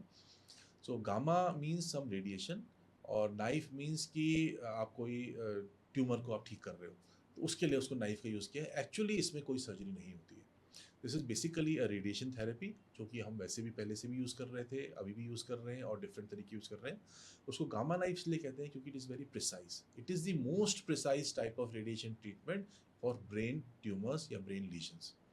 तो ये इतना ज़्यादा एडवांस्ड है कि ये जो है बिना ब्रेन के कोलेटरल डैमेज के सिर्फ उस लीजन को जहाँ पर कि इसका इफेक्ट आना है वहीं पर इफेक्ट करता है। That is why it is called as gamma knife, और तभी इसका इतना ज़्यादा डिस्कशन होता है, because it is a very very accurate and precise type of radiation therapy. तो सारे ट्यूमर्स को ही इसी से क्यों नहीं ठीक करते? काटने से ही क्यों ठीक करते हैं? मतलब कुछ के लिए सर्जरी करनी पड़ती है, जब ये इतना प्रिसाइज़ है, श्रिंक कर देता है, तो सब में क्यों नहीं हो सकता? सो हर एक थेरेपी की अपनी लिमिटेशंस होती हैं। ब्रेन ट्यूमर्स जो हैं वो हज़ारों तरीके के होते हैं, हर एक का बिहेवियर डिफरेंट होता है, हर एक का अपना मॉलिक्यूलर थेरेपी होती है, हर एक का अपना ट्रीटमेंट होता है। So first of all it is required in 99% cases to establish a tissue diagnosis. हमें पता चलना चाहिए कि वो ट्यूमर क्या है, ट्यूमर मेनिंजियोमा है, पिट्यूटरी है, या फिर वो कोई कैंसर है, या फिर कोई मेटास्टेटिक ट्यूमर है, तो वो हमें पता चलना चाहिए, उसके बाद ही ट्रीटमेंट करना चाहिए। तो सबसे पहले बायोप्सी की इंपॉर्टेंस है। सेकेंडली हमारा ब्रेन जो है वो स्कल के अंदर है, और वो स्कल के अंदर एक क्लोज्ड एनवायरनमेंट में है। अगर वहाँ पर कुछ भी चीज़ बढ़ेगी जो एबनॉर्मल है, तो प्रेशर इफेक्ट करेगी, जिससे पेशेंट को प्रॉब्लम होगी। चाहे आइज़ वीक हो, चाहे ईयर्स में सुनने में प्रॉब्लम हो, चाहे बेहोशी हो, चाहे सीज़र हो इरिटेटिंग इफेक्ट की वजह से। तो कोई भी अगर एक्स्ट्रा चीज़ है तो उसको निकालना is always beneficial. Gamma knife जो होता है वो रेडिएशन करता है, जलाता है, पर उसका इफेक्ट आने में कई बार 2 से 3 साल लग जाते हैं। और सर्जरी जो है वो इमीडिएट रिजल्ट्स देता है पेशेंट की ट्यूमर निकालने के लिए। तो surgery has an advantage of one establishing a diagnosis, tissue diagnosis, and secondly to reduce the mass effect. That is why in 99% of the cases tumour surgery is the best treatment and has to be done. कि तो आपने कहा tissue diagnosis में help करता है। नहीं होगा tissue diagnosis तो क्या होगा? इसलिए क्योंकि गामा नाइफ भी हर बीमारी के लिए अलग-अलग तरीके का होता है, अलग-अलग तरीके की डोज़ेज़ और रेडिएशन होती हैं, ड्यूरेशन होती है। गामा नाइफ जो है स्पेशली जो देखा गया ओवर द रिसर्च 2 टाइप की ट्यूमर्स के लिए बहुत ज़्यादा इफ़ेक्टिव है। एक तो छोटे बिनाइन ट्यूमर्स मतलब नॉन कैंसरस ट्यूमर्स छोटे साइज़ के less than 2 and half centimetres के और वो भी ऐसी लोकेशन में हैं जहाँ पर कि surgery will lead to more problems. उस केस में गामा नाइफ इज़ हेल्पिंग जहाँ पर कि वो ट्यूमर को जला देती है, धीरे-धीरे उसके सिकुड़ पर हर पेशेंट में इफेक्टिव नहीं होती, कईयों में उसके बाद भी सर्जरी की ज़रूरत पड़ती है। Secondly when there are multiple tumours in the brain, there are metastatic tumours, tumours कहीं और से शरीर से निकल के ब्रेन में जा रहे हैं, उस फेस में आप सारे ट्यूमर्स को नहीं निकाल सकते, तो उसमें radiation is the मेनस्टे of treatment. उसमें भी नॉर्मल रेडिएशन के कंपैरिजन में जो कि अच्छी क्वालिटी की आ गई हैं आजकल, gamma knife has a better से एंड बेटर हेल्प्स। बहुत सारे ट्यूमर्स ऐसे हैं जो कि हमने सर्जरी करके निकाले, थोड़े से बच गए और थोड़े से जो बचे हैं उसमें गामा नाइफ उस ट्यूमर को दोबारा ग्रोथ होने से रोक देता है। जैसे खासकर पिट्यूटरी ट्यूमर्स में या अकोस्टिक न्यूरोमास में जिसमें कि ट्यूमर को हमने सर्जरी से रिड्यूस कर दिया, 1/10 का साइज़ हो गया, बचा हुआ ट्यूमर क्रिटिकल स्ट्रक्चर से चिपका हुआ है, गामा नाइफ से उसको हमने वहीं पर श्रिंक कर दिया या रोक दिया। एंड एवरी मेडिटेटर्स डिलाइट है वो कि पाइनियल पाइनियर। तो जब भी आप ये करते हो तो क्या is it visible in the scans that MRI आप करते हो या कुछ है तो क्या ये ग्लैंड विजिबल होती है? या सो आपने 2 ग्लैंड्स की बात करी, one is pituitary and one is pineal gland. तो पिट्यूटरी जो होता है वो नाक के पीछे वाले एरिया में होता है। It's a gland which secrets lot of hormones जो कि हमारी डे टू डे एक्टिविटी में बहुत ज़्यादा हेल्पफुल होता है। जैसे थायरॉइड की प्रॉब्लम है तो थायरॉइड का ट्यूमर यहीं से सिक्रीशन होता है। हम जो कॉर्टिज़ोल है जो कि हमारी बॉडी को अप एंड अबाउट रखता है, हर चीज़ में ज़रूरत होती है, स्टेरॉइड कहते हैं जिसको, कॉर्टिज़ोल वो भी यहीं से बनता है। फिर हमारे ग्रोथ हार्मोन, हम कोई बहुत लंबा हो गया, कोई बहुत छोटा रह गया, ठिगा रह गया, तो वो भी हमारे जो हार्मोन्स है पिट्यूटरी से होते हैं। और पिट्यूटरी में जो है ट्यूमर होने के चांसेस बहुत ज़्यादा होते हैं। पिट्यूटरी ट्यूमर जो है इट्स अ कॉमन बीमारी, कॉमन तकलीफ है और इसमें कैंसर नहीं होता। 99.9% they are benign tumours. But जब वो साइज़ में बढ़ते हैं तो हेडेक करते हैं। सेकेंडली वो हमारी आँखों वाली नसों के जस्ट नीचे होते हैं, तो आँखों वाली नसों को अगर वो दबाते हैं तो हमारी विजन में लॉस हो सकता है। सेकेंडली अगर इसमें सेल्स जो हैं किसी पर्टिकुलर हार्मोन के ज़्यादा बढ़ जाते हैं तो हाइपर सिक्रीशन हो सकता है, या फिर ट्यूमर का साइज़ बढ़ने की वजह से बाकी जो सेल्स हैं वो दब जाते हैं तो हाइपोसिक्रीशन ऑफ दी ये हो सकता है हार्मोन्स का। तो हार्मोनल चेंजेस, आँखों में इफ़ेक्ट, या बड़ा साइज़ होने की वजह से हेडेक, या फिर बहुत बड़ा साइज़ होने की वजह से और प्रॉब्लम्स होने के रिस्क होते हैं। तो pituitary tumour is quite common जिसकी सर्जरी बहुत कामयाब है। 95% केसेज़ में नाक के थ्रू हो सकती है। बहुत बड़ा ट्यूमर हो गया, फैल गया है तो ब्रेन से भी जाना पड़ सकता है। रिजल्ट्स आर क्वाइट गुड और बचे हुए ट्यूमर को हम रेडिएशन या गामा नाइफ लगवा के ठीक भी कर सकते हैं। So pituitary surgeries are now being regularly done, safely done, and with very less complication rate. अच्छा, पाइनियल पाइनियल ग्लैंड भी is it visible when you do the scans? और कहते हैं ना कि वो बचपन में फ्लेक्सिबल होती है और बाद में वो कैल्शियम उसमें डिपॉजिट हो जाता है तो बड़ी रिजिड सी हो जाती है। सो जब हम पिट्यूटरी की बात करते हैं तो उस वो हमारे जो ब्रेन में पानी वाला हिस्सा होता है वो उसके आगे वाले पार्ट में होता है, और पाइनियल जो होता है वो पानी वाले जो वेंट्रिकल्स होते हैं उसके बैक साइड में होता है। So pineal is a important organ of the brain which controls our sleep and controls our normal activities. और जिसमें भी ट्यूमर होने के चांसेस होते हैं, इसमें कैल्सिफिकेशन होता है तो उसमें भी हमें पाइनियल ग्लैंड हमारे को एमआरआई में दिख जाता है। इसके जो ट्यूमर्स हैं वो काफ़ी अनकॉमन है, लोकेशन भी पिट्यूटरी पाइनियल ट्यूमर की काफ़ी टिपिकल, काफ़ी सेंटर ऑफ द ब्रेन में होती है। सो पाइनियल ग्लैंड जो है उसके अपना महत्व है अपने शरीर को कंट्रोल करने में, स्पेशली हमारे स्लीप को रेगुलेट करने में। अच्छा, जब there are many people who complain of migraines, तो माइग्रेन में भी कोई चेंजेस होते हैं क्या ब्रेन में? और क्यों हो जाता है अगर माइग्रेन होता है? बिकॉज इलाज तो होता नहीं उसका, वो आप दवाई खाते रहो। सो हेडेक एक तरह से एक अलग ब्रांच है न्यूरोलॉजी की, और क्रॉनिक हेडेक जो है बहुत कॉमन है और उसमें माइग्रेन भी एक छोटा सा हिस्सा है। Otherwise there are hundreds of reasons for headache. बहुत सारी बुक्स अवेलेबल हैं, बहुत सारे डॉक्टर जो रिसर्च करते हैं हेडेक में तो वो सिर्फ हेडेक के बारे में ही बात करते हैं और उसमें बहुत कुछ है। पर कॉमन मैन के लिए हम माइग्रेन के बारे में बात करेंगे क्योंकि माइग्रेन सबसे कॉमन टाइप का हेडेक है, और जो मेडिसिन माइग्रेन के लिए अवेलेबल है वो माइग्रेन के अलावा बाकी हेडेक्स में भी कामयाब रहती हैं। और माइग्रेन इतना कॉमन है कि हर आदमी उस सुपर स्पेशलिस्ट के पास नहीं पहुंच पाता जो कि स्पेशलिस्ट सिर्फ हेडेक को ही देखता है। माइग्रेन में क्रॉनिक हेडेक होता है, यानी लगातार वाला हेडेक होता है जो आपको कभी रोज हो रहा है, कभी एक दो दिन छोड़ के हो रहा है, कभी हफ्ते में हो रहा है। एपिसोडिक होता है, यानी कि कई बार 2-3 महीने तक लगातार हो रहा है और फिर आप 6 महीने साल भर तक आपको नहीं हो रहा है। धूप से प्रॉब्लम है, तेज़ आवाज़ से प्रॉब्लम है, किसी पर्टिकुलर फूड से प्रॉब्लम है, स्मेल से प्रॉब्लम है, तो उससे भी माइग्रेन ट्रिगर हो जाता है। जब माइग्रेन का हेडेक होता है तो इतना तेज़ होता है कि आदमी बर्दाश्त नहीं कर पाता, धुंधला दिखने लगता है, उल्टी का मन करता है या मन करता है कमरा बंद करके अकेले बैठे रहो। That is the how common it is. इसकी मेडिसिन्स अवेलेबल हैं, प्लस इसमें परहेज़ भी इम्पोर्टेंट है। परहेज़ में क्या-क्या है? मेडिटेशन, कॉफ़ी, चाय बहुत ज़्यादा एक्सेस में कंज़्यूम करना, शुगर एक्सेस में कंज़्यूम करना, या कई ऐसे फैक्टर्स होते हैं जो पेशेंट को खुद को पता होता है, इससे माइग्रेन हमारा ट्रिगर हो जाएगा, तो उसको अवॉइड करना, ये इम्पोर्टेंट है। Plus there are very good quality medicines which are available, which you can consult a neurologist और न्यूरोसर्जन, जो आपको प्रिस्क्राइब करेंगे, उससे माइग्रेन की ड्यूरेशन, इंटेंसिटी और फ्रीक्वेंसी सब में आराम मिलता है। So migraine is basically a diagnosis of exclusion. जब आपने ब्रेन ट्यूमर, इन्फेक्शन, इन्फ्लेमेशन, वो सारी चीज़ें रूल आउट कर ली, तब आपको समझ में आता है, या क्लिनिकल हिस्ट्री से समझ में आता है कि माइग्रेन है। यू गिव मेडिकेशन, पेशेंट्स भी feel better and they continue medication for a long time, और मेडिकेशंस के बहुत ज़्यादा साइड इफ़ेक्ट्स नहीं होते हैं। यूजुअली माइग्रेन में एमआरआई जो है वो नॉर्मल होता है। अभी आपने जब पिट्यूटरी के बारे में बता रहे थे तो हार्मोन्स की बात करी। जादू की झप्पी का आपको क्या लगता है कि क्या रोल है ब्रेन में या बॉडी में, वो क्या करती है? सो हम कोरिलेट करते हैं मुन्ना भाई MBBS. I was very impressed with that movie, और खासकर ये जादू जपी वाला कॉन्सेप्ट जो है वो बहुत इंपॉर्टेंट है। This is the emotional aspect, जो कि जब पेशेंट आपके पास आता है तो अपार्ट फ्रॉम द ट्रीटमेंट वो ये भी एक्सपेक्ट करता है कि you are compassionate, you are empathic with the patient. उसमें जो 50% हमारा ट्रीटमेंट होता है वो हमारा मेडिसिन, सर्जरी या फिजियोथेरेपी या और भी चीज़ें काउंसलिंग से होता है। But very important role is how you correlate the disease with the patient and how you console that patient कि आप ठीक हो जाओगे। उसमें जादू की छप्पी is not just physically embracing the patient, उसमें आप जो बात करते हो, जो पेशेंट को आप सांत्वना देते हो और पेशेंट को ठीक होने की एक सलाह और गारंटी देते हो, उससे भी पेशेंट ठीक होता है। तो जो इमोशनल एस्पेक्ट है किसी भी पेशेंट के ठीक होने में, उसमें जादू की झप्पी का बहुत इंपॉर्टेंट रोल है। उसके अलावा जो माइनर डिजीज़ेज़ हैं, जिसमें कि कोई ज़्यादा ऑर्गेनिक शरीर में दिक्कत नहीं है, उसमें अगेन दिस साइकोलॉजिकल एस्पेक्ट या जो जादू की झप्पी, दिस हेल्प्स वेरी मच। और अगर आप बात करो डॉक्टर पेशेंट रिलेशनशिप की, अगर हम घर में बात करें, एक मदर सन का रिलेशन है, फादर डॉटर का रिलेशन है, उसमें सारे दिन जादू की झपकी तो काम करती है।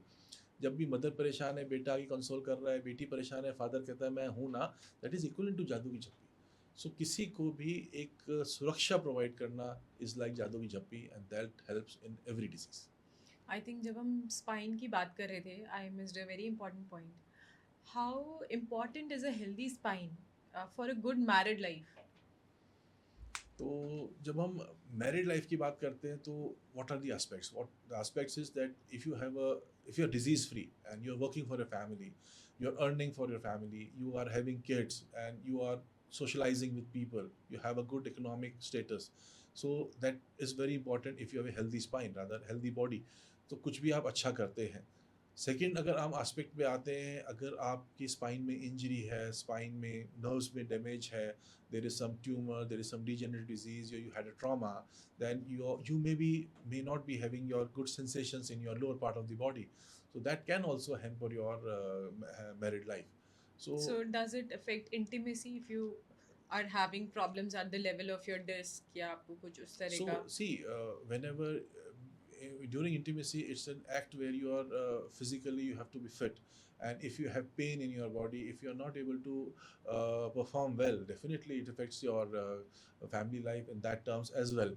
And if there is a damage to the nerves and your bladder ball functions are involved, आपको सैडल एनेस्थीसिया है, सेकल एनेस्थीसिया है, so that can be a part where there can be a impotency as well. So spine health को ठीक रखना तो बहुत important है। Any type of spinal cord injury और injury to the nerves which are arising from the spinal cord, specially for the legs and the genitalia, they have to be healthy, otherwise your family life may be disrupted. In fact मैंने तो सुना है अगर वो जैसे कहते हैं ना स्लिप डिस्क हुआ, तो अगर वो बहुत ज़्यादा इम्पिंज कर देता है न्यूरल केनाल पे, तो आपका बॉवल कंट्रोल भी लूज हो जाता है, स्टूल या यूरिन के ऊपर जो आपका सो कंट्रोल है।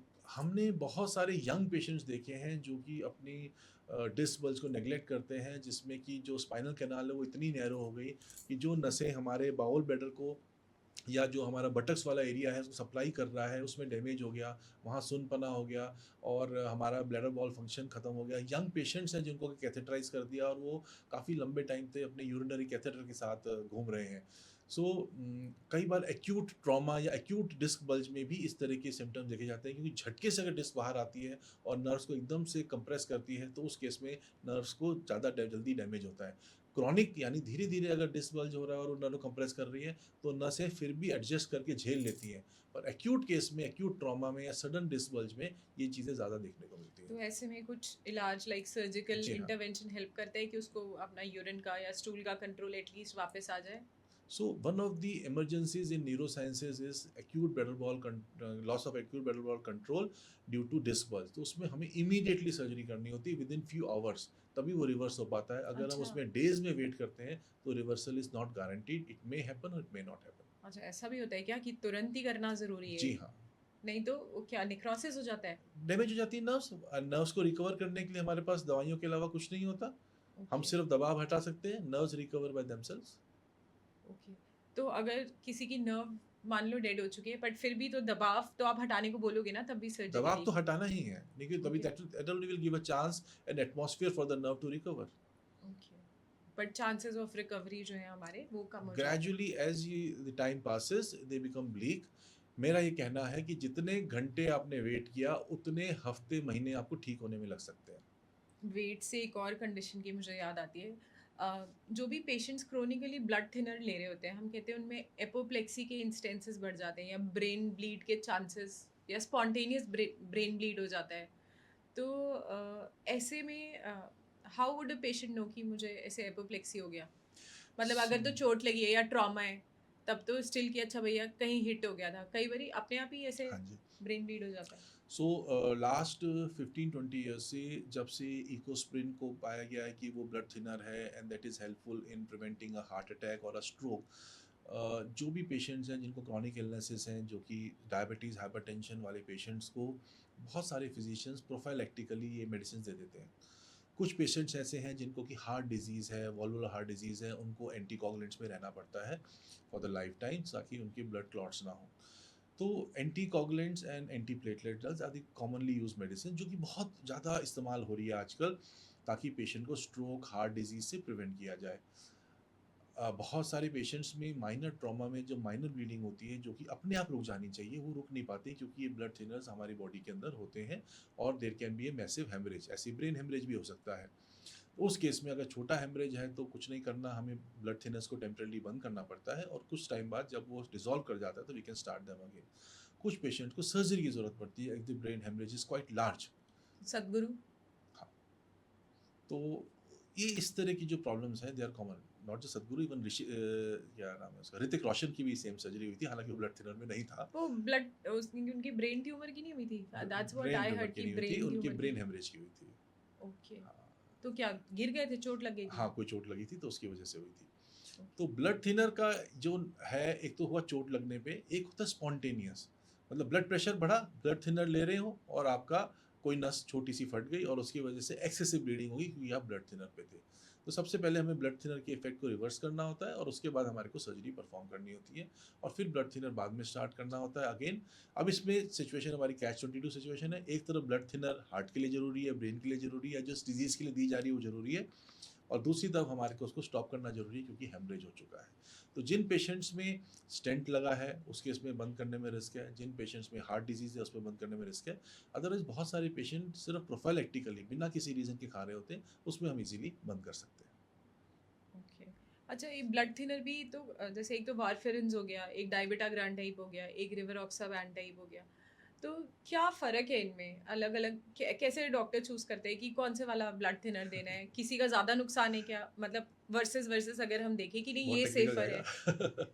जाएगा। इसे शॉर्ट में कि सेफ़ कौन-सा ज़्यादा हाँ, सेफ़ है? अच्छा ऐसे बोल देते हैं। ठीक है। सी देयर आर टू टाइप्स मैंने जो बताया mainly, one is anticoagulant and second is antiplatelet. Antiplatelet जैसे इकोस्प्रिन, जैसे क्लोपिडोग्रिल, जैसे प्रेजोग्रिल, जैसे कि ब्रेंडा, इस टाइप टेगाग्लोडॉन, ये मेडिसिन दी जाती हैं जब हम ब्रेन में कोई स्टेंट डालते हैं या हार्ट में स्टेंट डालते हैं या फिर किसी को एथेरोस्क्लेरोटिक डिजीज़ है यानी कि नसों में चर्बी जमा हो गई है तो उसकी वजह से प्रॉब्लम है। दूसरी ग्रुप आता है वो एंटीकोगुलेंट्स होता है। एंटीकोगुलेंट्स हम देते हैं जैसे कि कभी-कभी एक्यूट स्ट्रोक में दे देते हैं, जैसे कि हार्ट की डिजीज़ में ज़्यादातर एंटीकोगुलेंट्स का इस्तेमाल होता है, या बॉडी के अंदर और कोई ब्लड सेल्स में कोई डेफिसिट है तो उसमें एंटीकोगुलेंट्स का यूज़ किया जाता है, या पेशेंट को डीवीटी हो गया, डीप वेन थ्रोम्बोसिस, तब एंटीकोगुलेंट्स का यूज़ किया जाता है, तब एंटीप्लेटलेट्स का कोई रोल नहीं है। एंटीकोगुलेंट जो है वो 3 टाइप के आते हैं। एक तो आता है इंजेक्टेबल हेपरिन, जो कि स्टैंडर्ड है। हेपरिन का एक type low molecular weight heparin भी आता है। वो हेपरिन इंजेक्टेबल जनरली हॉस्पिटल में दिया जाता है, कभी-कभी घर के लिए भी प्रिस्क्राइब किया जाता है। तो पर टेम्परेरी है, जहाँ लॉन्ग टर्म है वहाँ हमें ज़्यादा। हाँ, फिर हम जाते हैं ओरल पे। अब ओरल में जो है ये एसिट्रॉम वारफेरिन, ये कॉमनली यूज़ थे, जो कि पिछले 5-7 साल तक रेगुलरली यूज़ होते थे। बहुत ही अच्छे और बहुत ही खराब टाइप के ये एंटीकोगुलेंट्स हैं। अच्छे इसलिए क्योंकि ब्लड को थिन करते हैं और पेशेंट को फ़ायदा होता है। नुकसान इसलिए है कि इसका जो हमारे जो और मेडिसिन ले रहे हैं, खाना खा रहे हैं, उससे इसके ब्लड लेवल्स ऊपर-नीचे होते हैं। अगर ब्लड लेवल बढ़ गया, ब्लीडिंग होने का रिस्क है, ब्लड लेवल कम हो गया तो असर करना बंद करते हैं। तो ये ब्लड थिनर के साथ हमें बार-बार टेस्टिंग करनी पड़ती है आईएनआर की, इसलिए ये थोड़े से खराब है। अब आए नए टाइप्स के एंटीकोगुलेंट्स, पिछले 5-7 साल से यूज़ हो रहे हैं, उनको नोएक्स कहते हैं, न्यूअर एंटीकोगुलेंट्स। उसमें आपका डेबिगेट्रिन, रिडोक्सावैन और ये सब आते हैं। वो भी अच्छे एंटीकोगुलेंट्स हैं, उनको अब काफ़ी इस्तेमाल किया जा रहा है, और उसमें फ़ायदा ये भी है कि उसका इमीडिएट एक्शन आता है, लॉन्ग लाइफ लाइफ भी अच्छी है उनकी। उसमें एक नुकसान वाली बात है कि अगर किसी को ब्लीडिंग हो जाती है तो उसका जो रिवर्सल एजेंट है वो अवेलेबल नहीं है।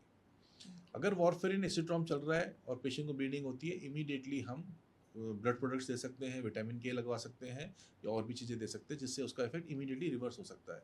ऑन द कॉन्ट्ररी जो नोएक्स है उसका 24 से 48 घंटे तक जो एक्शन रहता है, उसका रिवर्सल एजेंट नहीं आता है। डेबिगेट्रिन का अवेलेबल है पर वो बहुत एक्सपेंसिव है और इसीलिए अवेलेबल नहीं है। तो उस केस में हमारे को प्रॉब्लम होने का रिस्क है, इसलिए अभी इसको थोड़ा सा कॉशियस के साथ हम इस्तेमाल करते हैं। अच्छा, जैसे आपने बोला ना ब्रेन ब्लीडिंग नॉर्मली तो स्पॉन्टेनियसली रिजॉल्व कर जाएगी, नहीं हुई तो ट्रीट करना है, but since head is a close chamber, बाहर ब्लीडिंग हो तो दिखता है, तो ब्रेन ब्लीड के पेशेंट को कैसे पता लगेगा मुझे ब्रेन ब्लीड हो रहा है? ब्रेन ब्लीड जब भी ब्लीड होगा, हेडेक होगा। Headache is the most important symptom of brain hemorrhage. Sudden severe headache is the most important feature of brain hemorrhage, especially subarachnoid hemorrhage. So headache जो है वो सबसे इम्पोर्टेंट है। तो कुछ पेशेंट्स बिना हेडेक के बेहोश भी हो सकते हैं अगर ब्लीडिंग मैसिव है तो। दौरा भी पड़ सकता है, उल्टी भी आ सकती है, दिखने में प्रॉब्लम भी हो सकती है। नॉर्मल हेडेक से कैसे अलग होता है? क्योंकि हेडेक सडन सिवियर सडन होएगा और एकदम सिवियर बहुत बहुत तेज तेज हो होगा, जाएगा। तो सडन सिवियर हेडेक इज और एसोसिएटेड विद कोमा, आप बेहोश हो गए या दौरा पड़ गया। अच्छा, जैसे किसी को हार्ट अटैक हुए तो बोलते हैं ना भाई जितनी जल्दी आप हॉस्पिटल पहुंच गए आपका बच जाएगा दिल, या चांसेस ऑफ रिकवरी ज़्यादा है। ऐसे कोई गोल्डन आवर ऑफ ब्रेन भी होते हैं? हाँ, ब्रेन के लिए बहुत इंपॉर्टेंट है ये, इसमें मैं काफ़ी डिस्कशन पहले भी कर चुका हूँ। ब्रेन हेमरेज तो एक एस्पेक्ट हुआ, उसको भी ब्रेन स्ट्रोक के अंदर लेते हैं, पर जो ब्रेन स्ट्रोक का दूसरा एस्पेक्ट है दैट इज इस्केमिक स्ट्रोक, जिसमें कि हार्ट अटैक की तरह ब्रेन में भी ब्रेन अटैक होता है। हार्ट अटैक का क्या मतलब होता है कि ब्लड सप्लाई जो है वो रुक रही है और उसको खोलना है। ऐसे ही ब्रेन में ब्लड सप्लाई रुक सकती है जिसको खोलना है। तो हार्ट में भी जैसे जल्दी जल्दी पहुंचना है, वैसे ही ब्रेन में भी जल्दी जल्दी पहुंचना है। इसमें एक इंजेक्शन आता है जो 4.5 घंटे के अंदर दिया जा सकता है at the time of onset से, जिससे कि ब्लड वेसल खुल सकती है अगर वो ब्लॉक्ड है तो। कहाँ दिया जाता है वो इन्फेक्शन, ब्रेन वो में? जो इंजेक्शन है वो इंट्रावीनस दिया जाता अच्छा, है। इंट्रावीनस। उसके अलावा अब हमारे को पिछले 10 साल से कैथ लैब में प्रोसीजर्स भी आ गए जिससे कि ब्लॉक्ड ब्लड वेसल्स को खोला जा सकता है ब्रेन की, जैसे कि हार्ट की। हार्ट में स्टेंट डलता है और यहाँ पर हम स्टेंट छोड़ते नहीं हैं, यूजुअली हम उससे जो ब्लॉकेज है उसको खोल देते हैं और उसको बाहर निकाल लेते हैं। तो ये दोनों मेथड्स अवेलेबल हैं, इंजेक्टेबल का भी और कैथ लैब प्रोसीजर का भी, लेकिन इसका टाइम लिमिट है। इंजेक्शन का यूजुअली 4.5 आवर्स है, कभी कभी 6 घंटे तक भी दे सकते हैं, और जो मैकेनिकल थ्रोम्बेक्टमी का प्रोसीजर है कैथ लैब में जो होता है वो प्रेफरेबली 6 से 8 घंटे में, पर अप टू 24 आवर्स भी करा जा सकता है। तो ये जो आपने मैकेनिकल प्रोसीजर बताया, इसमें क्या ड्रिल करना पड़ता है इसका, जी नहीं, या ये भी? इसमें भी जैसे एंजियोग्राफी होती है हार्ट की, वैसे ब्रेन की एंजियोग्राफी होती है। थ्रू दी आर्टरी हम अंदर जाते हैं ब्रेन में और वहां पर जाके आर्टरी के अंदर से उसको खोल देते हैं। ये कौन सी वाली आर्टरी से होता है? जैसे हार्ट का तो इधर से होता है। हार्ट का जनरली रेडियल से हो जाता है आजकल। न्यूरो सर्जरी में, न्यूरो इंटरवेंशन में around 20% procedures are perform through the radial artery यानी हाथ से, अदरवाइज फीमोरल यानी जांघ से हम करते यहाँ हैं। से हम ब्रेन तक की आर्टरी जी पे हाँ, पहुंच इसके लिए जाते हैं? स्पेशल कैथेटर्स और हमारे डिवाइसेस अवेलेबल हैं जो कि हमारे करीब 1 से 1.5 मीटर लंबे होते हैं, जो कि ब्रेन तक पहुंचते हैं। अच्छा, एन्यूरिज्म भी एक कंडीशन होती है जो पेशेंट को कई बार तो पता ही नहीं होता कि वो लेके घूम रहा है। In fact one of my friend has an aneurysm, जो उसके एमआरआई में उसको हेडेक्स रहते थे, डिटेक्ट हुआ एंड आई थिंक ना तो उसने ऑपरेट करा, ब्लड प्रेशर भी उसका हाई रहता था, 210 ऊपर वाला और नीचे वाला भी 150 140 इतना ब्लड प्रेशर। 3-4 एपिसोड उसको ऐसे नोज ब्लीड हो गया कहीं, 2 एपिसोड नोज ब्लीड के भी हो चुके हैं, but still he has not मतलब कुछ कराया नहीं एन्यूरिज्म के लिए। तो what do you expect in such a patient, क्या हो सकता है या क्या रिस्क है? सो बेसिकली एंडोजम का मतलब होता है कि हमारे बॉडी के अंदर किसी भी ब्लड वेसल की अगर दीवार कमजोर है तो गुब्बारे की तरह वो साइड में फूल जाएगी। That is an endosome. That endosome can happen in any part of body but in the brain it is quite common. और एंडोजम बनने का रीज़न होता है कि जो दीवार है ब्लड वेसल की वो कमज़ोर है।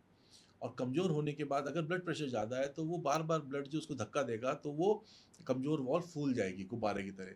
एक लिमिट तक फूल सकती है, उसके बाद वो फट जाएगी। जैसे पानी का गुब्बारा हम होली के टाइम में भरते हैं, अगर हम थोड़ा पानी डालते हैं तो ठीक रहता है, ज़्यादा डालते हैं तो फट जाता है। ऐसे ही एंड्रोजम में एक लिमिट तक तो बॉल जो उसकी वॉल है या दीवार है वो सस्टेन कर लेगी ब्लड प्रेशर को, पर फिर फट जाएगी। अगर वो फटती है तो ब्रेन हेमरेज होता है, वो अगेन वही वाला सडन सिवियर हेडेक होता है उस केस में। और अगर वो फट जाती है तो उसमें हो सकता है 10-20% लोगों में वो ब्लीडिंग कंट्रोल ही ना हो और पेशेंट की तुरंत डेथ हो जाए। पर कुछ पेशेंट्स ऐसे होते हैं जो हॉस्पिटल पहुंच पाते हैं, चाहे कोमा में, चाहे चलते हुए, चाहे थोड़ा सा हेडेक लेके, थोड़े बहुत डेफिसिट के साथ। उस केस में हमें उस एंड्रोजम को रिपेयर करना होता है ताकि वो दोबारा ना ही फटे। तो रिपेयर में क्या आप सीलते हो? हाँ जी। अब रिपेयर के दो तरीके होते हैं, जो पिछले 50-60 साल से मेथड जो हम लोग यूज़ कर रहे हैं, जिसमें कि हम सर का हिस्सा खोल के अंदर जाके उसको डिटेक्ट करके एक चिमटी आती है, क्लिप की तरह लगा देते हैं। वो चिमटी उसके जहाँ से वो उग रहा है, जहाँ से वो वेसल वॉल से निकल रहा है, वहाँ पर लग जाती है, क्योंकि वहाँ पर वेसल वॉल की स्ट्रेंथ ठीक होती है। जो बाहर वाला पोर्शन होता है, ऊपर का फंडस जिसे कहते हैं, वो वीक होता है। तो एक बार वो वहाँ लग जाती है चिमटी तो परमानेंट क्योर हो जाता है, दोबारा वहाँ से नहीं फटती है।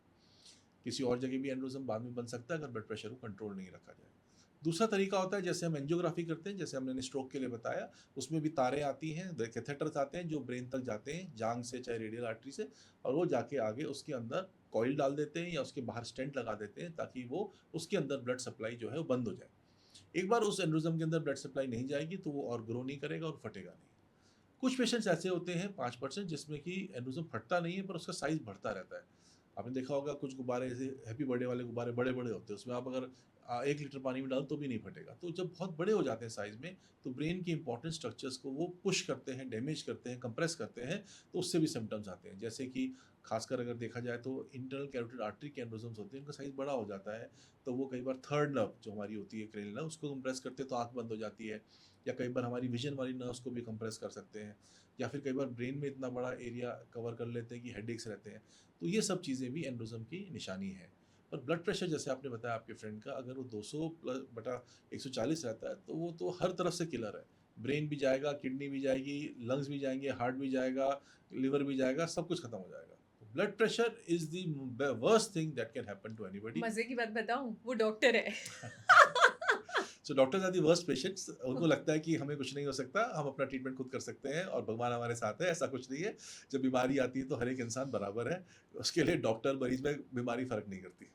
जो आपने भी बताया कि इतना बड़ा बलून बन जाता है, तो उसमें भी कॉइल एम्बोलाइजेशन ही काम करता है? उसमें कॉइल एम्बोलाइज़ेशन है, फ्लो डायवर्टर रिप्लेसमेंट है, सर्जरी, ये सब चीज़ों का रोल है depending on the situation and the circumstances. अच्छा, आजकल there is a lot of noise in the newspapers and the TV channels about mobile को रात को पास रख के नहीं सोना चाहिए। वो ब्रेन, उसकी रेडिएशन ब्रेन को डैमेज करती है।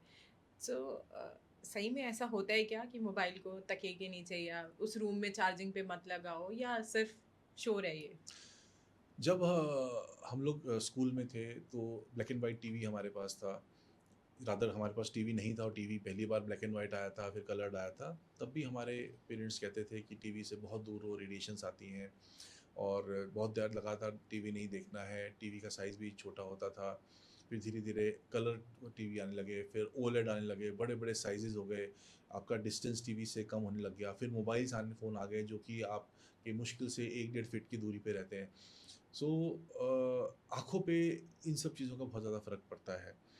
तो आँखों के लिए पहले भी बोला जाता था और अभी भी, और अब देखा गया है कि आई डिजीज़ हैव इंक्रीज़ जब से कि मोबाइल यूज़ हुआ है, स्पेशली कि मोबाइल से जो लाइट्स इतनी रेज़ एमिट होती हैं या आपके लैपटॉप से इतनी रेज़ एमिट होती हैं, जो आईटी प्रोफेशनल सारे टाइम देखते रहते हैं, तो उससे आइज़ पे काफ़ी नुकसान है। अंधेरे कमरे में इतनी ब्राइट लाइट में अगर आप कुछ कर रहे हो, टीवी, मूवीज़ देख रहे हो, तो उससे प्रॉब्लम आती है। सेकेंडली, जितने भी गैजेट्स आ रहे हैं, they are controlled by some electromagnetic radiations. अब वो इलेक्ट्रोमैग्नेटिक रेडिएशंस जो हैं वो कहीं न कहीं तो हमारे को इंटरफेयर कर रही हैं हमारे फंक्शनिंग में। और अभी तक भी कोई direct correlation between the radiations and brain tumour, heart disease ये नहीं मिला है। हाँ, डेफ़िनेटली हमारी एंग्ज़ायटी लेवल या हमारे बिहेवियर पैटर्न या फिर कई बार कुछ लोग कहते हैं हार्ट के रिदम डिस्टर्बेंसेस में भी इलेक्ट्रोमैग्नेटिक रेडिएशन जो मोबाइल से ही निकलती हैं, उससे देखा गया है। जब मैं अपना मेडिसिन पढ़ रही थी 2005 से 11 के बीच की बात है, so there was news of एक न्यूरोसर्जन एम्स में and he committed suicide. And in fact एक ही सीट होती थी न्यूरोसर्जरी की उस टाइम पे एम्स में, अभी मुझे नहीं पता करंटली कितनी होती है। एंड उसके बाद लगभग 2 3 4 केसेस इकट्ठे आई हर्ड जहाँ पे न्यूरोसर्जन्स ने सुसाइड कमिट किया, या वो स्टूडेंट थे या कुछ था। डू यू थिंक इतना ज़्यादा डिफ़िकल्ट है न्यूरोसर्जरी, या इतना ज़्यादा बोरिंग है, या इतना ज़्यादा पढ़ पढ़ के यू बिकम लाइफलेस, क्या होता क्या है, व्हाई न्यूरोसर्जन्स ने क्यों करा सुसाइड कमिट? सो डेफ़िनेटली जैसा हम इतनी देर से डिस्कस कर रहे हैं कि brain is still an enigma. हमें नहीं पता कि ब्रेन कैसे रिएक्ट करेगा, उसमें एक स्ट्रक्चरल एस्पेक्ट है, दूसरा उसका इमोशनल एंड परफॉर्मिंग एस्पेक्ट है। तो ऐसे ही ब्रेन के बारे में जो आजकल इन्फॉर्मेशन हमारे पास है, जो टेक्निक्स टेक्नोलॉजी हमारे पास है, उतनी आज से 20 साल 25 साल पहले नहीं हुआ करती थी। उस टाइम पे जो प्रोफेसर्स थे they were limited people, knowledge was limited, और वो अपनी तरफ से पूरी कोशिश करते थे पेशेंट को ठीक करने की, क्योंकि डिसीज तो तब भी पूरी होती थी ब्रेन की, और वो कई बार ठीक होती थी, कई बार ठीक नहीं होती थी in spite of all efforts. So the professors and teachers and the surgeons at that time used to be little frustrated कि यार मैंने इतना टाइम डिवोट किया, इतनी मेहनत करी, सब कुछ लगा दिया और फिर भी पेशेंट ठीक नहीं हुआ। तो उस केस में जब वो परेशान रहते थे तो वो फिर और मेहनत करते थे, और जब वो खुद मेहनत करते थे तो अपने स्टूडेंट से भी मेहनत एक्सपेक्ट करते थे, और स्टूडेंट्स भी बहुत मेहनत करते थे, और जब वो करते थे पूरी मेहनत और देखते थे रिजल्ट है ज़ीरो, तो वो फ्रस्ट्रेट हो जाते थे। तो जैसे प्रेशर। एम्स, हाँ, प्रेशर की वजह से, तो जैसे एम्स का सुसाइड का केस था उसमें भी ऐसा ही कुछ था कि पेशेंट जो डॉक्टर था वो इतना स्ट्रेस नहीं ले सकता था, उसके टीचर्स ने उसको बहुत ज़्यादा प्रेशराइज किया, और काम करो, पेशेंट को ठीक करने के लिए और मेहनत करो, and somehow he himself lost hope. वो खुद गलत डायरेक्शन में चला गया and he committed suicide. Neuro surgery में डाइवोर्सेस, सुसाइड्स, ये सब काफ़ी कॉमनली देखे गए थे आज से कई साल पहले तक। Now the scenario has change. जैसे उस समय बहुत लिमिटेड सीट्स होती थी, मैंने भी स्टूडेंट था 2002 से 2005 के बीच में, उस टाइम पे न्यूरो सर्जरी की ऑल ओवर इंडिया सीट्स बहुत कम होती थी। But recently with increase in the medical education, increase in the number of institutes, the neurosurgery की सीट्स ऑलमोस्ट 10 टाइम्स इंक्रीज हो गई हैं अब, और अब जो वर्क प्रेशर है वो उससे कंपैरेटिवली थोड़ा कम हो गया है।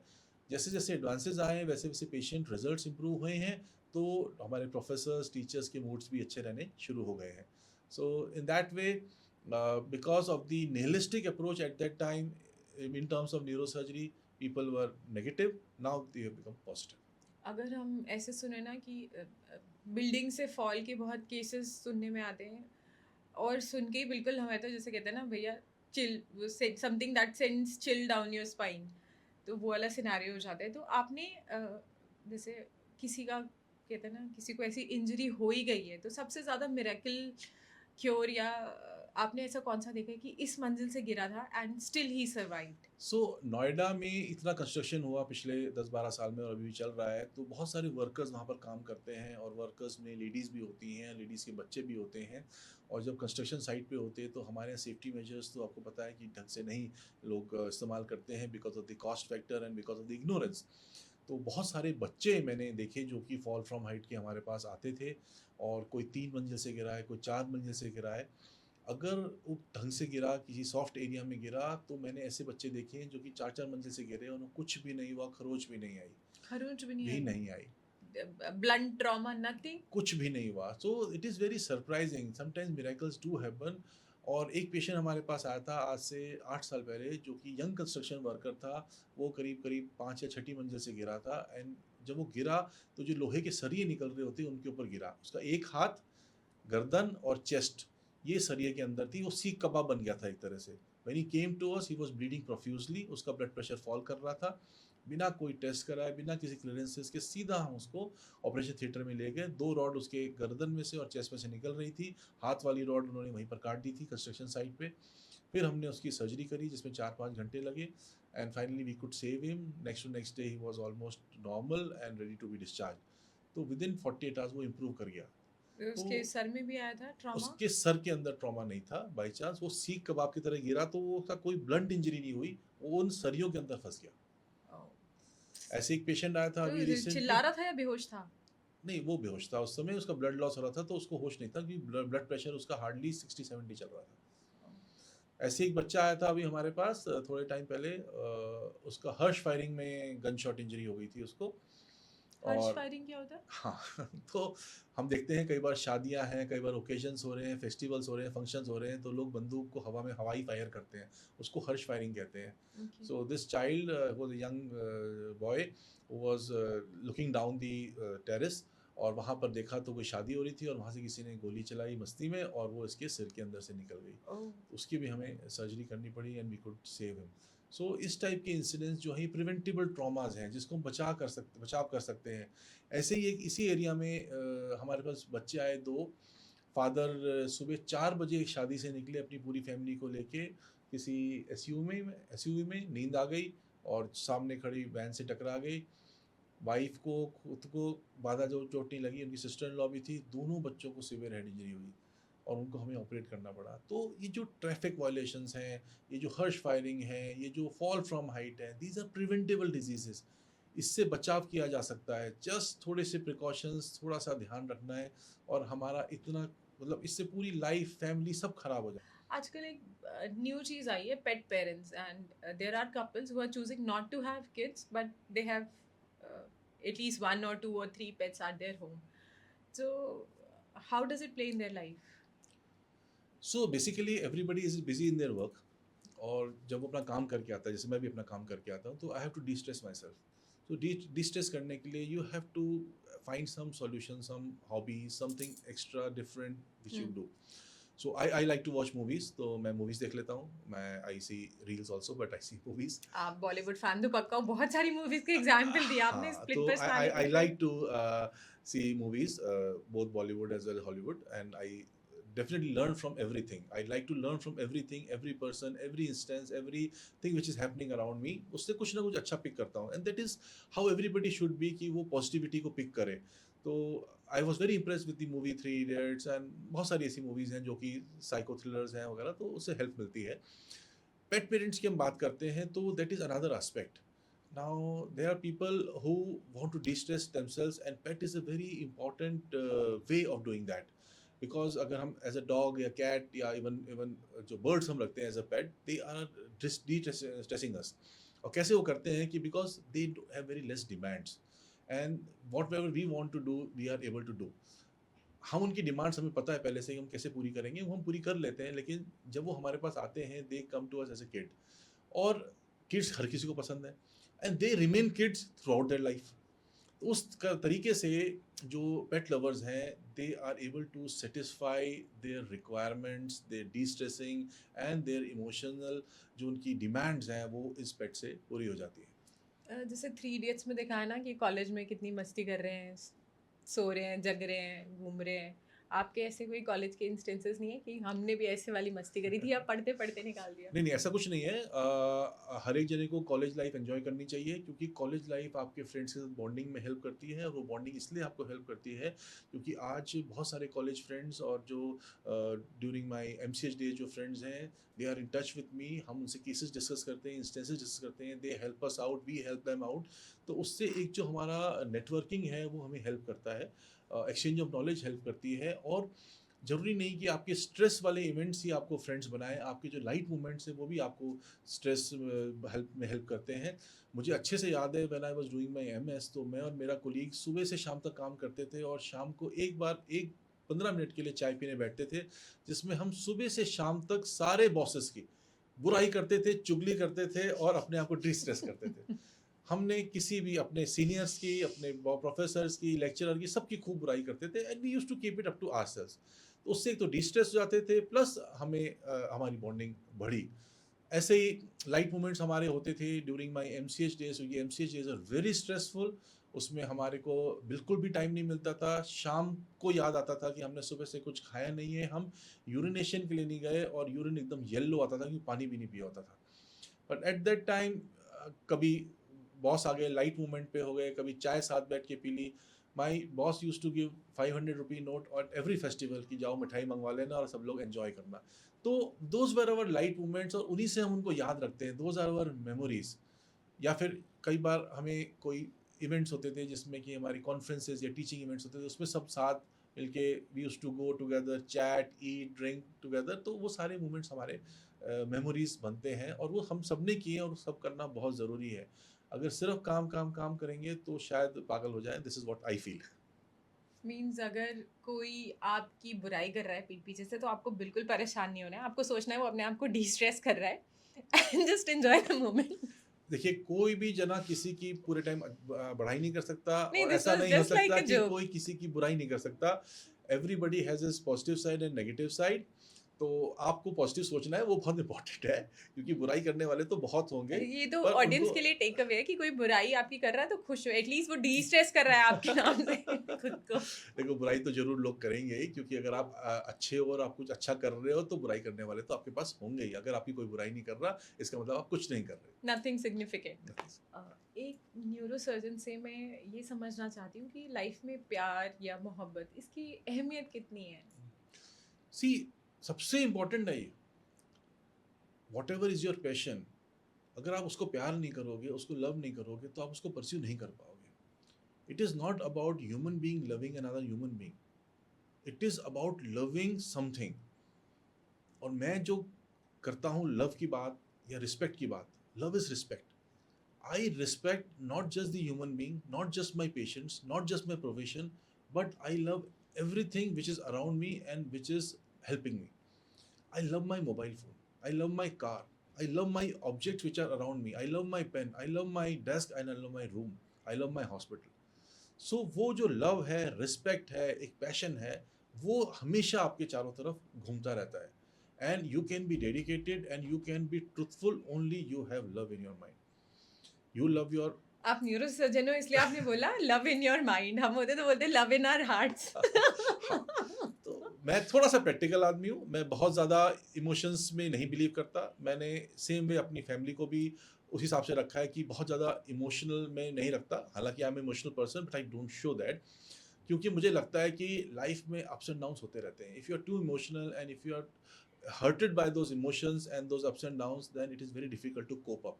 सो मैं हर एक पेशेंट को अपने बच्चे की तरह मानता हूँ। हर एक फैमिली जो हमारे पास ट्रीटमेंट के लिए आती है उसको अपनी फैमिली के तरह मानता हूँ।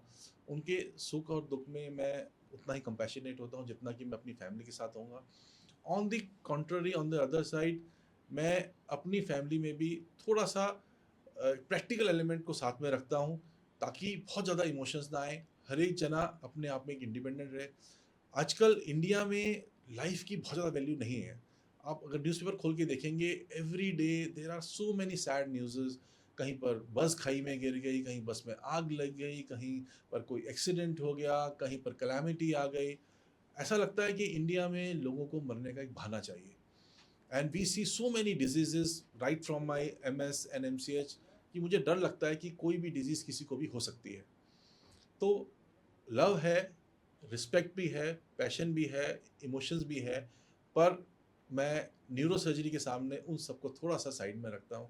आई बिलीव इन प्रैक्टिकलिटी, जो है वो है।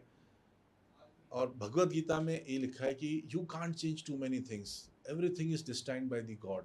You have to do your own work and do your work with honesty and sincerity, and that will lead to success. And even if that doesn't lead to success, ये आपका fate है, don't worry about it, keep going. जाती है। What keeps you Sen जब आप ऐसा कोई दृश्य अपनी आंखों के सामने देखते हो कि सरिये घुसे हुए हैं या ऊपर से गिरा हुआ है, पता ही नहीं है उसके स्कल कितने पार्ट्स में है या उसकी कितनी हड्डियां टूटी हैं, पाउडर बन गई है। What keeps you Sen and going कि कैसे ऑपरेट करते हो आप उस पे? That's not a very difficult question, क्योंकि हमारी ट्रेनिंग इस तरह हुई है कि अगर घर में छोटी सी उंगली में से खून निकल जाए या बेटे को किसी को लग जाए तो हम घबरा जाते हैं। हॉस्पिटल के अंदर जब हम ऑपरेट कर रहे होते हैं, इमरजेंसी में होते हैं, ब्लड बह रहा होता है और हमें कुछ फ़र्क नहीं पड़ता, because we detach ourselves from that situation. उस वक्त हम वहाँ पर एज अ पर्सन नहीं होते, एज अ डॉक्टर होते हैं। जैसा कि 3 इडियट्स में शुरू शुरू में जो प्रोफेसर है उन्होंने बोला था, जो डीन ने बोला था कि you have to detach yourself, तो वी डिटैच आवरसेल्व्स। उस वक्त सामने जो है, अगर मेरा रिश्तेदार भी है तो भी that is like my patient, मैं उसको एज़ अ रिश्तेदार नहीं एज़ अ पेशेंट ट्रीट करता हूँ, तभी मैं अब मेरे हाथ नहीं काँपेंगे, तभी मैं अपने सेंसेस में रहूँगा और उस वक़्त हम अपनी पूरी जान लगा देते हैं उसको ट्रीट करने में। मैंने अपने बेटे के भी सूचर खुद लगाए हुए हैं, लेकिन उस वक़्त फिर मैंने ये नहीं सोचा कि वो मेरा बेटा है, उस वक़्त वो मेरे पेशेंट की तरह था ताकि मैं उसके सूचर्स लगा सकूँ। तो अपने इमोशंस को हमें बहुत साइड में रखना पड़ता है। We are sympathetic, we care for the patients but we don't become emotional. If we become emotional we can not treat them. Sadhguru का ना एक मेडिटेशन है मिरेकल ऑफ माइंड ऐप में, where the meditation is all about I am not the body, I am not the mind. तो मुझे लगता है उसको कहते हैं ना कि you not repeating those lines but you are living it with every surgery. It's almost like, being a saint who is in meditation. Thank you so much, Dr. Rahul. You came here and आपने इतना enlighten करा हमारे patients के लिए. Thank you for being with us. नमस्कार, धन्यवाद। Well, doctor, today I think you have ruined quite a few ghost stories for us. We have learned that a strange smell may not be a spirit, a shadow in the room may not be a demon, a feeling of possession may sometimes be a sleeping brain that woke up in the wrong order, and a divine vision, a deja vu, or a voice in the dark may occasionally have an explanation hidden deep within our neurons. But at the same time, I think today's conversation has reminded us of something else. The human brain itself is perhaps the greatest mystery we have ever encountered. This tiny organ creates our memories, fears, beliefs, our dreams, our personalities, our sense of smell, and our sense of self, and sometimes experiences so strange that entire civilizations have built stories around them. And maybe the lesson is not that mystery disappears when science arrives. Maybe the lesson is mystery simply changes its address. It moves from the haunted house into the human brain. Thank you, Dr. Rahul Gupta, for helping us explore that fascinating territory today. And to everyone watching, if you've ever heard an experience that you could not explain, don't jump straight to ghosts, curses, destiny, or divine punishment. Sometimes the bravest thing you can do is ask a question and seek answers, because as we have learned today, what looks supernatural from a distance may have a very human explanation up close. I'm Dr. Taruna, and this is Mindful. Stay curious, stay questioning, and please get an MRI done before going to a tantric. We'll see you in the next episode. Thank you for watching us.